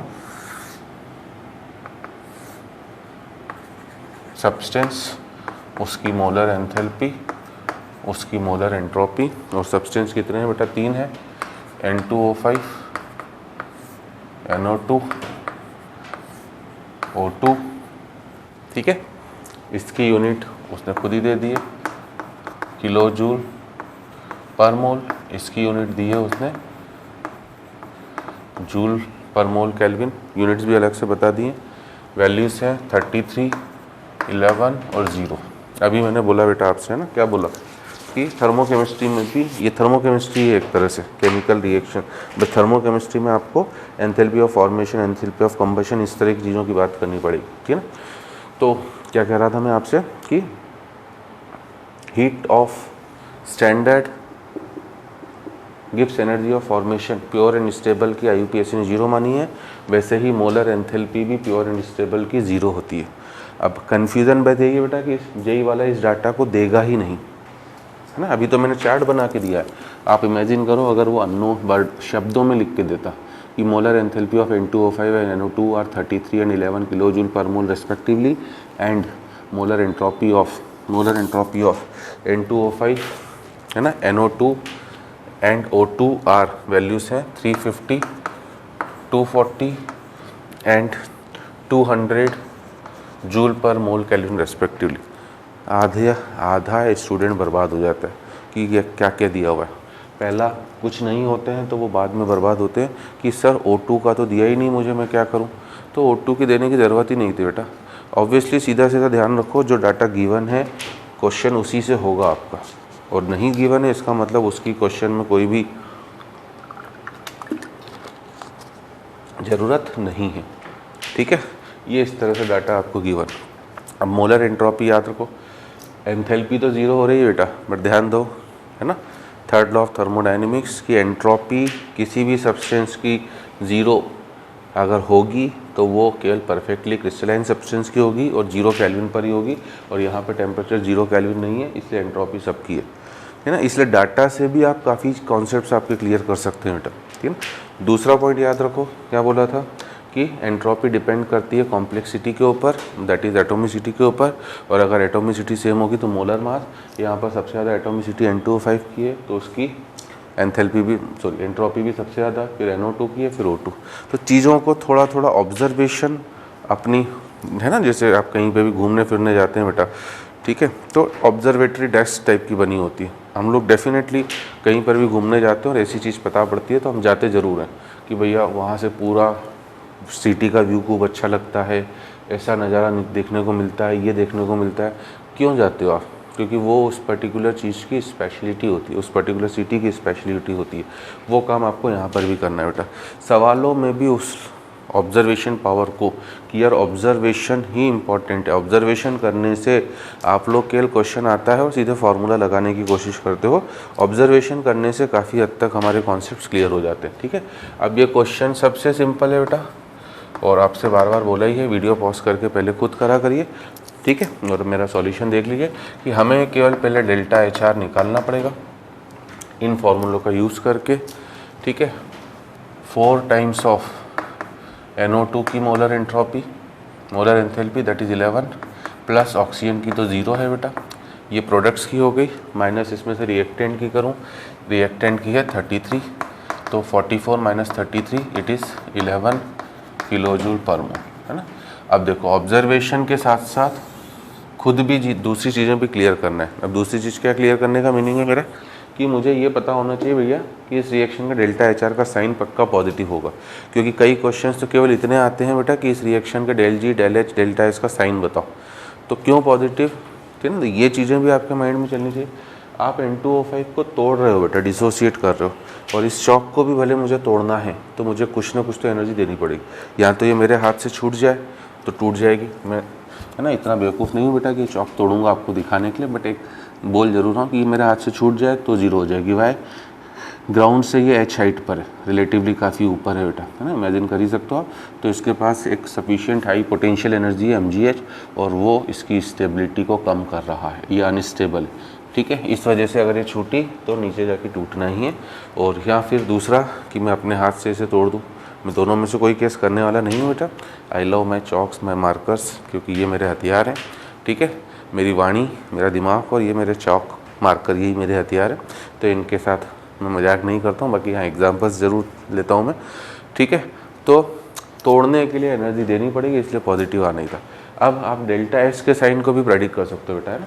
सब गैस है यहाँ पर, सब गैस है तो डेल्टा एस का साइन प्रेडिक्ट करने का क्या तरीका था, गैस के नंबर ऑफ मोल्स अगर बढ़ेंगे तो एंट्रोपी भी बढ़ेगी। आप डेल्टा एस आर का साइन देखोगे पक्का वो भी पॉजिटिव आएगा। 4 टाइम्स ऑफ 240, ठीक है, NO2 की, प्लस O2 के लिए 1 टाइम मतलब 200, और माइनस ऑफ क्या आपका, ठीक है, 2 टाइम्स ऑफ 350, तो 24 इंटू 4 होता है कितना, 960, प्लस 200 इज 1160, और 1160 में से 700 गया तो 460 जूल पर मोल केल्विन। ठीक है, अब अगर मैं इसके डेल्टा GR पर आ जाऊँ तब आप खुद फील कर सकते हो कि टफ है क्वेश्चन। नहीं, क्वेश्चन तो इजी है बेटा, ये काम करने में कहीं गड़बड़ हो जाए, ऑब्जर्वेशन में गड़बड़ हो जाए। Delta H 11 kilo joule per mole minus temperature 300 into 460, ठीक है ना, बट बी केयरफुल, मैंने इसे किलो जूल में ही छोड़ा है, तो फिर आपको बेटा इसे भी किलो जूल में लाने के लिए 1000 से वो डिवाइड करना पड़ेगा। ठीक है, और कहीं हमने गड़बड़ तो नहीं कर दी है, रिएक्शन बैलेंस है ना, हाँ गड़बड़ तो कर दी बेटा, N2O5 का 2 था ना, तो 2 इंटू 33, और 2 इंटू 33 मतलब डेल्टा HR का साइन, तो डेल्टा HR की वैल्यू 66 माइनस का 22 हो रहा था ना, तो ये यहाँ पर एक जगह हमने देखिए हो गई ना मेरे से भी गड़बड़। इन्हीं चीज़ों को मैं कह रहा हूँ, थोड़ा सा आपको बचाना है। ठीक है, और ये 0 0 0 ये सब आपका कैंसिल। ठीक है, 46 3 138, और 138 में ये 22 ऐड हुआ तो ये हो गया माइनस का 160 किलो जूल पर मोल। ठीक है, तो अपने आप में ये कौन सी प्रोसेस है बेटा, स्पॉन्टेनियस प्रोसेस है, डेल्टा जी नेगेटिव आ गया। अब ये क्वेश्चंस का आजकल जेई में खूब ट्रेंड चल रहा है, तो ये पहले टाइप का क्वेश्चन, इसका क्वेश्चन मैंने सामने बता दिया आपको। ठीक है, अब दूसरे टाइप का क्वेश्चन बेटा कि कैलकुलेट, इस फॉर्मूले का यूज़ बताऊँ, calculate delta G0R at 25 degree Celsius for, है ना, फॉर रिएक्शन गिवन है आपको 4NH3 gas plus 5O2 gas gives you, 4NH3 gas plus 5O2 gas gives 4NO gas plus 6H2O liquid, है ना। आपको पता हो, अगर मैं इसलिए बार बार लिंक करने की बात करता हूँ कि ये हेबर प्रोसेस से, ओसवाल्ड प्रोसेस से नाइट्रिक एसिड को बनाने की फर्स्ट स्टेप होती है। पहले अमोनिया का एरियल ऑक्सीडेशन कराया जाता है एयर की प्रेजेंस में, उससे NO और H2O बनता है। ठीक है ना, और काफ़ी अपने आप में इंपॉर्टेंट ओसवाल्ड प्रोसेस है नाइट्रिक एसिड बनना। नाइट्रिक एसिड अपने आप में world wide most important chemical है बेटा, थोड़ा फिजिकल से भी लिंक करी, है ना। अब इसमें देखिए ना, वापस इसमें भी चार्ट के फॉर्म में आपको गिवन होगा सब्सटेंस, ठीक है, और उसका डेल्टा G0F। ठीक है, ध्यान देना, स्टेबल सब्सटेंसेस का डेल्टा G0 हो, डेल्टा H0 हो, जो आपके थर्मोकेमिस्ट्री में भी आएगा, वो नेगेटिव होता है जैसे, और ये सब किलो जूल पर मोल में है ना। NH3 का दिया हुआ बेटा -16, NO अनस्टेबल है इसलिए उसका पॉजिटिव की वैल्यू है कितना 86, और H2O की -286।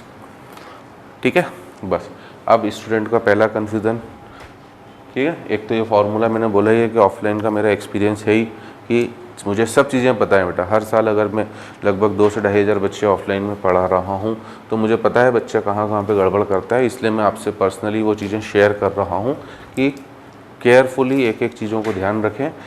ठीक है, कि उनके दिमाग का पहला डाउट कि सर O2 का तो नहीं दिया हुआ है, तो भैया O2 का हमें देने की ज़रूरत भी नहीं है। O2 सामने मैंने लिख दिया था प्योर एंड स्टेबल का। आप तो सीधे सीधे एक रूल याद रख लो बेटा कि जिसका नहीं गिवन है वो इसलिए नहीं गिवन है क्योंकि वो 0 होगा ना। मुझे एक का भी याद है, हाँ ठीक है, 18 साल से पढ़ाते पढ़ाते कईयों का मुझे याद हो गया वैल्यू, बट वो कोई कंपल्शन नहीं है बेटा। अगर मान लीजिए हम 3-4 टीचर आपस में डिस्कशन करने बैठे हैं और मैंने उनसे बोल दिया मुझे एक का भी डेल्टा G0F या डेल्टा H0F याद नहीं है, तो कोई मुझे ये नहीं क्लेम करने वाला कि यार आप पढ़ाते क्यों, इसका मतलब 18 साल से आपको एक भी डाटा याद नहीं हुआ। There is no need to remember any data. In fact सभी कांस्टेंट की वैल्यू उन्हें बस अप्लाई करना, दैट इज़ द पावर, और वो मेरा बाकी टीचरों से काफ़ी स्ट्रॉन्ग है। उन्हें अप्लाई करना हमें आना चाहिए ढंग से ना। ठीक है। हर कांस्टेंट की वैल्यू बेटा चाहे वो आर ही क्यों ना हो, जेई के पेपर में हमेशा फ्रंट पेज पे हर कांस्टेंट लिखा होता है। मेन चीज़ें अप्लाई करना तो ना सिखाएगा, उसने तो कांस्टेंट लिख दिए। तो अब एप्लीकेशन पार्ट में बस अब मैं डेल्टा जी नॉट आर बोलूँ तो कुछ नहीं करना है, 4 टाइम्स ऑफ 86 है ना। और डाटा भी टेढ़ा मेढ़ा, जैसे आपकी लाइफ में थोड़ी आसान कर देता हूँ बेटा क्या, कि मैं कोफिशिएंट 5 कर देता हूँ कोने में। बट जेई वाले की आदत है, ताकि कैलकुलेशन थोड़ी सी बच जाए, बट जेई वाले की आदत है कि वो डाटा भी थोड़ा टेढ़ा मेढ़ा। ये भी अभी खूब सिंपल कर दिया मैंने तो बेटा, है ना। 16 भी सिंपल था बट मैंने और सिंपल करके 15। आप बुक्स में देखिएगा data delta G not F का -283.49 इस तरह का डाटा होता है। और उसमें तो फिर बच्चा बेचारा कैलकुलेशन करते करते पहले ही फार्मूलों से कन्फ्यूज़न, फिर कैलकुलेशन में गड़बड़, तो वो काम कम से कम मैं आपका बचा रहा हूँ। 6 इंटू माइनस का 285, ये प्रोडक्ट्स का ख़त्म बेटा। और रिएक्टेंट्स में केवल 4 टाइम्स ऑफ NH3 -15 और 2 की ज़रूरत ही नहीं है, 0। ठीक है, तो 6 times of -285, 6 5 the 30, carry on 3, 6 8 the 48 plus 3 51, carry on 5 और 6 2 ज 12 प्लस 5 70। ये तो माइनस का है बेटा, बाकी दोनों टर्म्स प्लस की हो जाएंगी। 85 4 ज 340, ये भी प्लस की है। और इधर से ये -60 था बट ये वापस माइनस माइनस प्लस, तो 340 प्लस 60 हो गया कितना, 400। तो हमारा नेट आंसर माइनस का 1310 किलो जूल पर मोल। ठीक है, और ये होना भी चाहिए था बेटा, हमें पता भी होना चाहिए क्यों। ओसवाल्ड प्रोसेस से अगर आप नाइट्रिक एसिड बना रहे हो और उसकी पहली स्टेप यही है, तो ऑब्वियसली पहली स्टेप फिजिबल होगी, मतलब रियल लाइफ में होगी, तभी तो नाइट्रिक एसिड बनेगा। और नहीं होगी फिजिबल तो फिर नाइट्रिक एसिड के बनने का कोई भी चांस नहीं। ठीक है, तो मोस्ट इम्पॉर्टेंट क्वेश्चंस जो जेई पॉइंट ऑफ व्यू से है वो इन्हीं सब चीज़ों के ऊपर आते हैं। चीज़ें अभी ख़त्म नहीं हुई हैं, चीज़ें अभी और हैं छोटी छोटी। अब अगर फेस चेंज, आज की क्लास में हम लोग बस लास्ट फेस चेंज और इनका देख लें बेटा, ठीक है। केमिकल रिएक्शंस और इनका तो देख ही लिया है फेस चेंज का। अब हम लोग चेंज ऑफ स्टेट का देख लें, फिर नेक्स्ट क्लास में हमारी अगली और इम्पोर्टेंट चीज़ें आएंगी। इक्विलिब्रियम से रिलेट करना है इसे ना। अभी तो आज गिब्स एनर्जी होती क्या है, लगभग 2 से 2.5 सेशन मुझे ऑफलाइन में भी गिब्स को समझाने में लग जाते हैं, उतना समय मैं आपके साथ भी लूँगा। ठीक है, तो अगली चीज़ है हमारा calculation of delta G for change of state. अब इसमें भी ये नॉर्मली कोई नहीं पढ़ाता बेटा, है ना। कोटा के कल्चर में तो सब पढ़ाते हैं, बाकी in general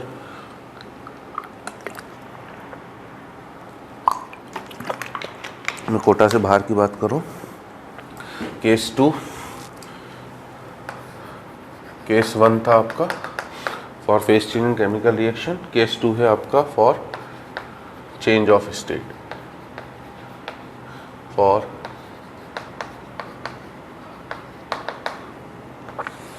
change of state. ठीक है, अब अच्छी चीज़ें हैं, देखो क्या है अच्छी चीज़। G बराबर H माइनस क्या है TS, ओके। तो DG बराबर क्या लिख सकता हूँ, DG बराबर DH minus D of TS, है ना। डेरिवेशन एक छोटा सा और अच्छा है काफ़ी। DG एडवांस लेवल वाले स्टूडेंट्स के लिए केयरफुली समझना है एक एक चीज़। जो थोड़ा जेई मेन तक सीमित रहना चाहते हैं बेटा वो कोशिश करें, बाकी अगर ना हजम हो पाए तो फिर भले स्किप कर देना, ठीक है ना। बट ऑब्वियसली हो जाएगा हजम यार, इतना तो मैं बेकार नहीं पढ़ाता हूँ कि हजम ना हो। तो DG बराबर DH minus TDS minus SDT। अब इसमें भी DH है ना, DH को क्या लिख सकता हूँ मैं, D of U plus PV enthalpy, इसलिए मैं कह रहा हूँ बार बार प्लॉट तो चल ही रहा है, माइनस TDS माइनस SDT। ठीक है, फिर से उसको भी एक्सपांड करा बेटा, it is D of U plus D of PV, direct लिख रहा हूँ बेटा, it is again PDV plus VDP minus TDS minus SDT। Okay, पहले तो यहाँ तक आए।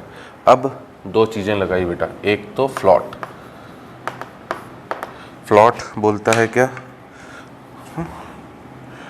फ्लॉट बोलता है du will be equals to dq plus dw, that is dq minus pdv। तो du की जगह तो मैं ये पुट करूँगा। दूसरा मैंने लगाया कि हमें पता है कि ds equals to dq by T, agreed. तो यहाँ से मैं बोल सकता हूँ कि मैंने dq इक्वल्स टू क्या, TDS। ओके, अब इन सब चीज़ों का अगर मैं एक साथ ऊपर सब्स्टिट्यूट कर दूँ तो dg बराबर du की जगह dq माइनस pdv, ध्यान देना ना बिल्कुल, ये इस टर्म की जगह बेटा, प्लस दूसरी टर्म एज इट इज़ है pdv, प्लस तीसरी टर्म एज इट इज़ है क्या, bdp। अब अगली टर्म माइनस का TDS, इसको हमने लिख दिया क्या, dq, ठीक है, और लास्ट टर्म है SDT। तो इस वाली टर्म की जगह और इस वाली टर्म की जगह दो नई चीज़ें आ गई, बाकी सब तो PDV, BDP, SDT सब कुछ सेम था। अब देखो dq प्लस का, dq माइनस का, है ना, टोटल 8 टर्म आपको नज़र, 6 टर्म नज़र आ रही हैं, 6 में से 4 तो हो गई कैंसिल। तो हमारे पास dg इक्वल्स टू क्या हुआ, it is equals to VDP minus SDT, ठीक है ना, important formula but advance point of view, ये भी साथ साथ बोलूँगा। और इसलिए आपको साफ साफ दिखाई दे रहा होगा कि ये फार्मूला केवल और केवल किनके ऊपर लगेगा बेटा, फेज चेंज और केमिकल रिएक्शंस के ऊपर नहीं लगने वाला है। वाई, क्योंकि फेज चेंज और केमिकल रिएक्शंस हमेशा किस कंडीशन पर होती हैं, they always takes place at constant pressure and temperature. और अगर प्रेशर टेम्परेचर कांस्टेंट है बेटा तो फिर DP और SDT दोनों जीरो हो जाएंगे, और दोनों जीरो हो गए तो कहानी खत्म हो गई, फिर तो आपका झंझट ही खत्म, फिर ये फार्मूले का कोई यूज़ ही नहीं बचा, ठीक है ना। ये इंपॉर्टेंट फार्मूला है बट ये चेंज ऑफ स्टेट के लिए है। क्या मीनिंग है समझा रहा हूँ बेटा, है ना। अब इसमें भी हम दो केस में ऐसे करेंगे वापस, एक बार में हम कोई एक ही चीज़ चेंज करेंगे बेटा, है ना। तो मान लीजिए जैसे पहला case, we are changing pressure, मैं प्रेशर तो चेंज कर रहा हूँ और टेम्परेचर कांस्टेंट है। तो अगर मैं प्रेशर चेंज कर रहा हूँ, टेम्परेचर कांस्टेंट है, तो आई विल से कि मेरे लिए फार्मूला क्या यूज़ होगा, dg equals to VDP। Numerical questions इसके ऊपर करेंगे हम लोग बेटा नेक्स्ट सेशन में। आज के मैं डेरिवेशन बता के जाऊंगा चीज़ों का, ताकि एक आग आपके दिमाग में लगी रहे, क्योंकि ये this is not given in the NCERT book, it is the top class upper level चीज़ है, और इससे काफ़ी बढ़िया बढ़िया क्वेश्चंस बन सकते हैं। dg इक्वल्स टू VDP, ठीक है। तो अगर हमसे देखो, है ना, अगर हमसे बोल रहा है कि what is the value of del G by del P at constant temperature, है ना, तो कई बार देखो इस तरह के पैरामीटर्स आते ही स्टूडेंट कंफ्यूज हो जाता है कि ये क्या बोलना चाह रहा है। तो सीधे सीधे पहली चीज़ तो बता दूं बेटा कि थर्मोडायनेमिक्स में आप केवल एनर्जी, हीट, वर्क इन्हीं से बात कर रहे हो, ठीक है ना। और हीट और work both are the forms of energy. तो dg भी एक एनर्जी है बेटा, और एनर्जी है मतलब वर्क है तो PV लिखो, और नीचे P है ही तो PV ऊपर था, P नीचे है, PP कैंसिल, ये बचा के आपका वॉल्यूम, ये V ही है। ऐसी टर्म से तो स्टूडेंट इतना ज़्यादा कंफ्यूज हो जाता है ना, जो मेरा ऑब्जर्वेशन है कि सर ये तो आपने बताया नहीं था, सर आप चीटिंग करते हो, आपने पढ़ाया नहीं था। हमने सब पढ़ाया बेटा। पहली चीज़ तो मैं इसी से लिख रहा हूँ कि dg इक्वल्स टू VDP, ये किस कंडीशन पे चल रहा है, कांस्टेंट टेम्परेचर। तो मैंने भी तो इतना ही करा बेटा, बस del G लिख दिया, नीचे del P ले आया, कंडीशन डाल दी, कांस्टेंट टेम्परेचर वो V है। बट स्टिल मैं मान सकता हूँ बेटा भूलना आपका जन्मसिद्ध अधिकार है, इस वजह से मैं बता रहा हूँ कि अगर आप भूल जाते हैं तो ध्यान देना कि आप खुद भी हर चीज़ को, जैसे du का फार्मूला अगर आपको याद हो तो क्या है, du का फार्मूला था, ठीक है ना, उनके लिए क्या नाम है, चेंज ऑफ स्टेट के लिए NCV/dt plus del u by del v eight t into dv, याद है।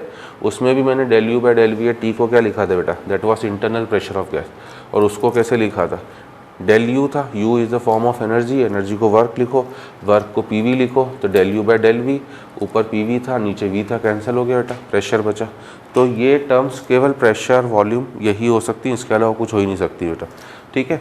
अब इसका मतलब क्या हो गया बेटा, यहाँ से क्या पता पड़ रहा है, ऑन इंक्रीजिंग प्रेशर, अगर मैं प्रेशर बढ़ा रहा हूँ तो पक्का dg की वैल्यू क्या होगी, बढ़ेगी। मतलब on increasing pressure Gibbs energy will increase, Gibbs energy की वैल्यू बढ़ेगी एट कांस्टेंट टेम्परेचर, सही है, एट कांस्टेंट टेम्परेचर। है ना। डीपी को आपने बढ़ाया तो डीजी भी बढ़ेगा, टेम्परेचर कांस्टेंट है, और ज़्यादा किसके लिए बढ़ेगा, है ना, and increase will be higher, and increase will be higher या larger for substance having larger molar volume, जिसका वॉल्यूम ज़्यादा होगा बेटा, ठीक है ना। डीपी बढ़ने से डीजी बढ़ रहा है ये तो कंफर्म है, बट जिसका वी ज़्यादा होगा ऑब्वियसली उसका जो होगा वो इंक्रीज भी उतना ही ज़्यादा होगा। और सबसे ज़्यादा वॉल्यूम हमें पता है कि इनका होता है बेटा गैसेस का, ठीक है। तो सबसे पहली चीज़ तो अगर वो आपसे ठीक है ना पी वर्सेस वी का कर्व पूछे, वेरी वेरी इंपॉर्टेंट पॉइंट ध्यान देना स्पेशली, क्या पी वर्सेस वी के कर्व में मान लीजिए कोई कर्व बना हुआ है बेटा, ठीक है, इसमें अगर आपने प्रोजेक्शन वी एक्सिस पर लिया हो, थर्मोडायनेमिक्स पार्ट 1 को याद करवा रहा हूँ, अगर इसमें आपने प्रोजेक्शन वी एक्सिस पर लिया होता तो वो वर्क डन को डिनोट करता, area under the curve denotes work done in PV graph and projection on we axis. But अगर ये प्रोजेक्शन एक्स एक्सिस की जगह, है ना, मान लीजिए वाई एक्सिस पर हो जाता, ठीक है ना, ये प्रोजेक्शन एक्स एक्सिस की जगह वाई एक्सिस पर हो जाता, मतलब अलोंग पी एक्सिस, तब मैं पूछता कि ये एरिया, ऐसी चीज़ें खूब परेशान करती हैं बेटा स्टूडेंट्स को, इसलिए थर्मोडायनेमिक्स में थोड़ा सा स्टूडेंट कंफ्यूज तो रहता ही है। मैंने तो इतना टाइम लिया ही इसलिए है कि वो कन्फ्यूज़न दूर हो जाए बेटा, बैकबोन ऑफ फिजिकल केमिस्ट्री। तो अगर पूछ ले ये एरिया किसे डिनोट कर रहा है बेटा, पी वर्सेस वी का, जिसमें प्रोजेक्शन पी एक्सिस पर हो, तो ध्यान देना बेटा ये डेल्टा जी को ही डिनोट कर रहा है, ठीक है ना, ये डेल्टा जी को ही डिनोट कर रहा है। कैसे, W equals to P D V था, तो अगर आपने P और वर्सेस V का कर्व बनाया और प्रोजेक्शन V एक्सिस में लिखा, जो dV था बेटा जिसका डिफरेंशियल था, प्रोजेक्शन उसके अलोंग ले लो तो वर्क दे रहा था। अब यहाँ पर D किसका है, P का, तो कर्व तो PV का ही बनेगा, उसमें प्रोजेक्शन P एक्सिस पे ले लिया तो वो आपको डेल्टा G की वैल्यू देगा, ठीक है ना। और दूसरा चीज़ अच्छी कि G वर्सेस P का वेरिएशन पूछे, टेम्परेचर कांस्टेंट है, तो ये कर्व सॉलिड का भी बढ़ेगा, ठीक है ना, लिक्विड का थोड़ा सा और तेज़ी से बढ़ेगा बेटा, ये सॉलिड के लिए कर्व है, ठीक है ना, ये लिक्विड के लिए कर्व है, और गैस के लिए ये कहानी क्या होगी, थोड़ी सी और तेज़ी से बढ़ेगी। क्यों, क्योंकि गैस का मोलर वॉल्यूम सबसे ज़्यादा है। इम्पॉर्टेंट चीज़ है, ध्यान रखना बेटा, ठीक है ना। मैं तो चलिए यहाँ से खड़े होकर समझा सकता हूँ, क्वेश्चंस में बोल ही रहा हूँ, नेक्स्ट क्लास में करेंगे। आज का सेशन बस हम लोग ये केसेस कवर कर लें, एक और है ग्राफ वगैरह देख लें, ठीक है। तो अगली चीज़ मैं कह रहा था आपसे, क्या नेक्स्ट चीज़ कि इसमें भी फिर से 2 केस बन जाएंगे बेटा,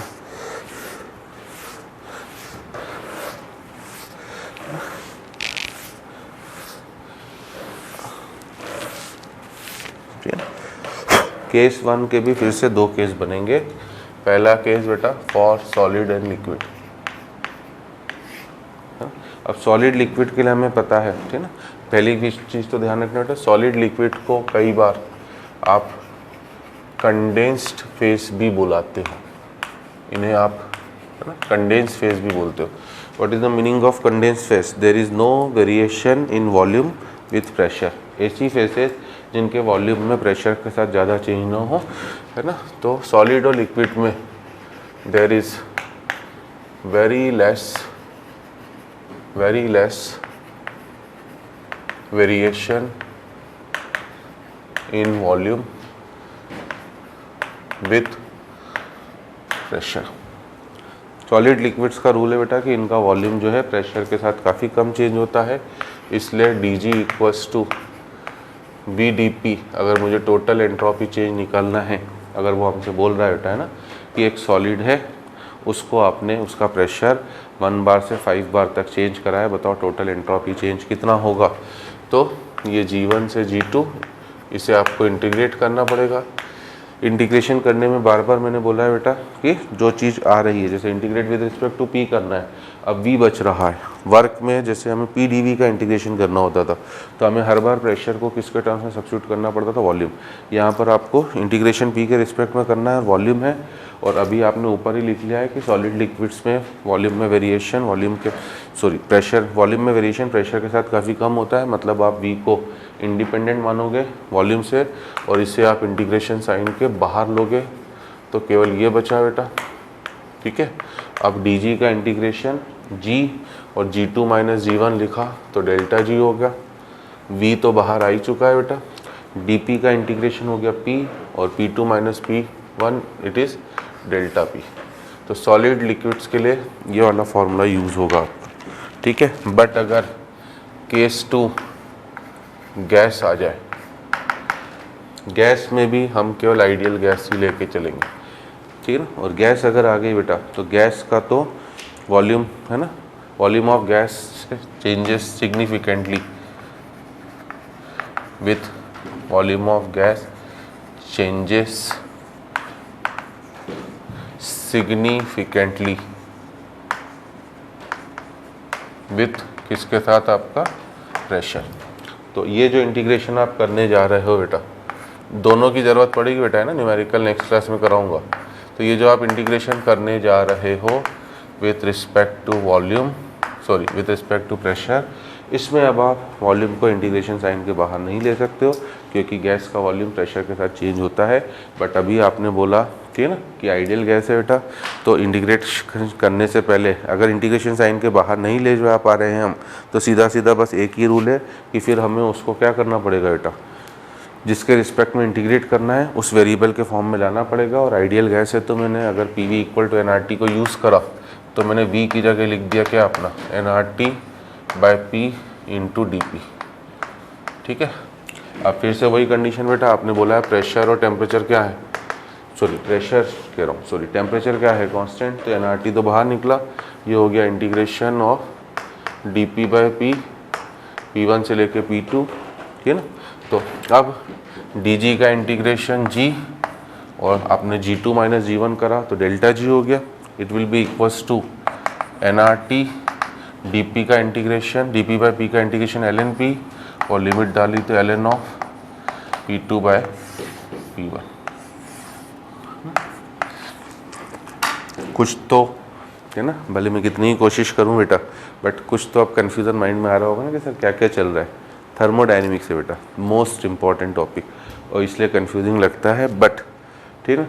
नेक्स्ट क्लास में इसलिए मैं आज क्वेश्चन नहीं कराऊंगा ताकि आप 1.5 घंटे थ्योरेटिकल पोर्शन को समझें। क्वेश्चन हम लोग अगले सेशन में करेंगे ताकि मैं इनका यूज़ बता सकूं। और आज के सेशन का लास्ट और फाइनल चीज़ केस 2 की, अब हम प्रेशर को रख रहे हैं, टेम्परेचर को कर रहे हैं चेंज और प्रेशर रखा है कांस्टेंट, है ना। पहले मैं प्रेशर चेंज करा, टेम्परेचर कांस्टेंट। अब टेम्परेचर चेंज करो, प्रेशर कांस्टेंट है, और प्रेशर कांस्टेंट है तो dp इक्वल्स टू क्या हो गया, 0। और अगर dp 0 हो गया बेटा तो dg will be equals to किसके बराबर हो गया, माइनस एस डी टी।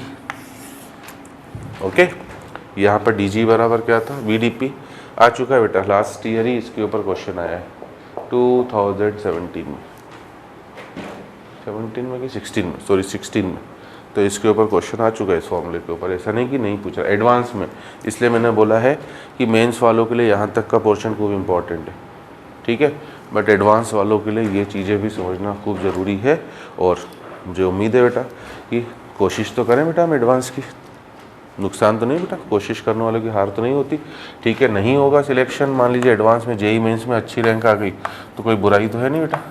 तो अब अगर मैं आपसे बोलूँ del G by del T की वैल्यू एट कांस्टेंट प्रेशर किसके बराबर होती है, तो वो आपकी माइनस एस। ये भी अपने आप में एक इम्पॉर्टेंट वापस इनइक्वलिटी बन चुकी है, इंफॉर्मेशन बन चुकी है, ठीक है। और कंप्लीट अगर आपको जी निकालना हो तो आप इसका इंटीग्रेशन करोगे g1 से g2 तक, that is minus integration of S D T T1 से लेकर क्या T2। नॉर्मली हमें पता है बेटा ठीक है ना कि नॉर्मली हम एंट्रोपी को टेम्परेचर से इंडिपेंडेंट मानते हैं, बट वो चाहे तो आपको as a function of temperature दे सकता है, और दे देगा तो फिर उसे इंटीग्रेट करना पड़ेगा। अब यहाँ से क्या रूल हो रहा है हमारा, ऑन इंक्रीजिंग टेम्परेचर, अगर मैंने टेम्परेचर बढ़ाया तो dt तो पॉजिटिव है बेटा, s कभी नेगेटिव हो नहीं सकता है, मतलब dg की वैल्यू पहले से, ठीक है ना, न्यूमेरिकली वैल्यू तो बढ़ेगी उसकी, बट वो मोर नेगेटिव वाली, तो इसलिए हम लोग बोलेंगे ऑन इंक्रीजिंग टेम्परेचर, ठीक है ना, Gibbs energy g will decrease, Gibbs energy की वैल्यू डिक्रीज होगी बेटा, और ये डिक्रीज ज़्यादा किसके लिए होगा, ऑब्वियसली ये डिक्रीज उसके लिए ज़्यादा होगा जिसकी एंट्रोपी ज़्यादा है, एंड डिक्रीज विल बी, है ना, and decrease will be more for substance having larger molar entropy, जिसकी मोलर एंट्रोपी जितनी ज़्यादा होगी बेटा उसमें ये डिक्रीज उतना ही क्या होगा आपका ज़्यादा, ठीक है। अब इसमें भी बस आखिरी चीज़ यही है हमारा कि अगर आपसे, ठीक है, SDT है बेटा, एंट्रोपी वर्सेस टेम्परेचर, अगर वो आपसे किस किस का कर्व दे दे, एंट्रोपी वर्सेस टेम्परेचर। अब एंट्रोपी हमें पता है टेम्परेचर के साथ लगातार क्या होती है, बढ़ती है, एंट्रोपी तो बढ़ेगी बेटा। मान लीजिए इस तरह का कर्व है, तो अगर आपसे मैं ये एरिया पूछ लूँ कि ये एरिया किसे रिप्रेजेंट कर रहा है, ठीक है, तो हर चीज़ को बेटा बस dw equals to P minus of PdV उससे लिंक करा करो कि area under the curve in PV graph, क्योंकि ये स्टेटमेंट हर एक बच्चे को रट चुका होता है, area under the curve in PV graph denotes work done, तो with projection on V axis, PdV था बेटा तो कर्व P और V के बीच में बनना चाहिए था, ठीक है ना, और dV था, इसलिए आपको प्रोजेक्शन जो लेना था वो अलोंग कहाँ पर लेना था, प्रोजेक्शन जो लेना था आपको अलोंग कहाँ पर लेना था, V एक्सिस। अब यहाँ पर आप बोल रहे हो dg equals to minus SDT, तो S और T का कर्व होना चाहिए, और प्रोजेक्शन dt वाला टर्म मतलब मैंने t एक्सिस पर लिया है, तो अगर मैं आपसे पूछूं कि ये एरिया किसे डिनोट कर रहा है, तो ये एरिया भी आपको किसकी वैल्यू देगा बेटा, डेल्टा g की, ठीक है ना। और फाइनली लास्ट चीज़ आज की बेटा कि अगर वो s वर्सेस t का कर्व पूछे सॉलिड लिक्विड गैस के लिए, ठीक है ना, तो सॉलिड की भी एंट्रोपी कम होगी, लिक्विड की भी कम होगी, ठीक है, थोड़ी सी तेज़ी से कम होगी लिक्विड की, बट गैस की सबसे तेज़ी से कम होगी, है ना, बट गैस की सबसे तेज़ी से कम होगी। क्यों, अभी मैंने स्टेटमेंट लिखा है, on increasing temperature Gibbs energy will decrease and decrease will be more for substance having larger molar entropy, ठीक है ना। तो इसके ऊपर अच्छे क्वेश्चंस बन सकते हैं बेटा एडवांस लेवल के पॉइंट ऑफ व्यू से। मैं कुछ क्वेश्चन 2-4 आपको नेक्स्ट सेशन में इनके समझाऊंगा, ठीक है। और साथ ही साथ मैं ये भी बोल रहा हूँ कि मेंस पॉइंट ऑफ व्यू से, है ना, इसके ऊपर एक आधा क्वेश्चन आएगा बेटा, तो अगर हम हर तरह की सिचुएशन को हैंडल करने की आदत डाल लें कि भैया जेई का कट ऑफ, जेई एडवांस का इस साल का कट ऑफ 25% था, 25%, 1/4, तो हम तो एक ही क्वेश्चन की बात कर रहे हैं बेटा, है ना, कि इस तरह का। अभी तक मैंने बाकी कोई क्वेश्चन छोड़ने की बात नहीं करी बेटा, मैंने एंट्रोपी भी खूब अच्छा समझाया। इनमें जो मेरा ऑब्जर्वेशन है, स्टूडेंट गड़बड़ कर देता थोड़ा सा, है ना, उसको कहीं ना कहीं कन्फ्यूज़न होता है, तो एक आधा क्वेश्चन आप मेंटली प्रिपेयर भी रहें बेटा कि कभी कभी हमें इस तरह का टॉपिक की, हाँ ये टॉपिक अभी भी मेरा थोड़ा सा वीक है, मैं छोड़ सकता हूँ, मतलब आई एम नॉट सेइंग कि आप छोड़ के जाइए, बट अपना थोड़ा सा एक फर्म बैकग्राउंड बना लीजिए कि हाँ ये चीज़ मेरी काफ़ी अच्छी क्लियर है, इसका क्वेश्चन आएगा तो मुझे करना ही है, ये चीज़ में थोड़ा सा मेरा लूप होल है, इसको मुझे अपना, है ना, ध्यान ज़्यादा देना है, या इसका क्वेश्चन आया तो मैं थोड़ा सा इसको स्किप करके आगे बढ़ूँगा। इस तरह की प्लानिंग करते हुए चलें तो वो आपके कॉन्फिडेंस लेवल को भी बूस्टअप करते हुए चलेगा, ठीक है। तो मैं उम्मीद करता हूँ बेटा जो गिब्स एनर्जी, जो आपकी आज तक नींदें उड़ी हुई थी, जो आपको क्लियर नहीं होता था कि आखिर गिब्स एनर्जी का मतलब क्या है, क्यों ज़रूरत पड़ी, कहाँ है, कैसे निकालना है, वो इस 1.5 घंटे के सेशन में आपको काफ़ी अच्छे ढंग से फील आ गया होगा, क्योंकि फील आ गया तो उसके बाद क्वेश्चंस तो पक्का बन जाएंगे। तो I hope you have enjoyed today session, will meet in the next session, till then good bye.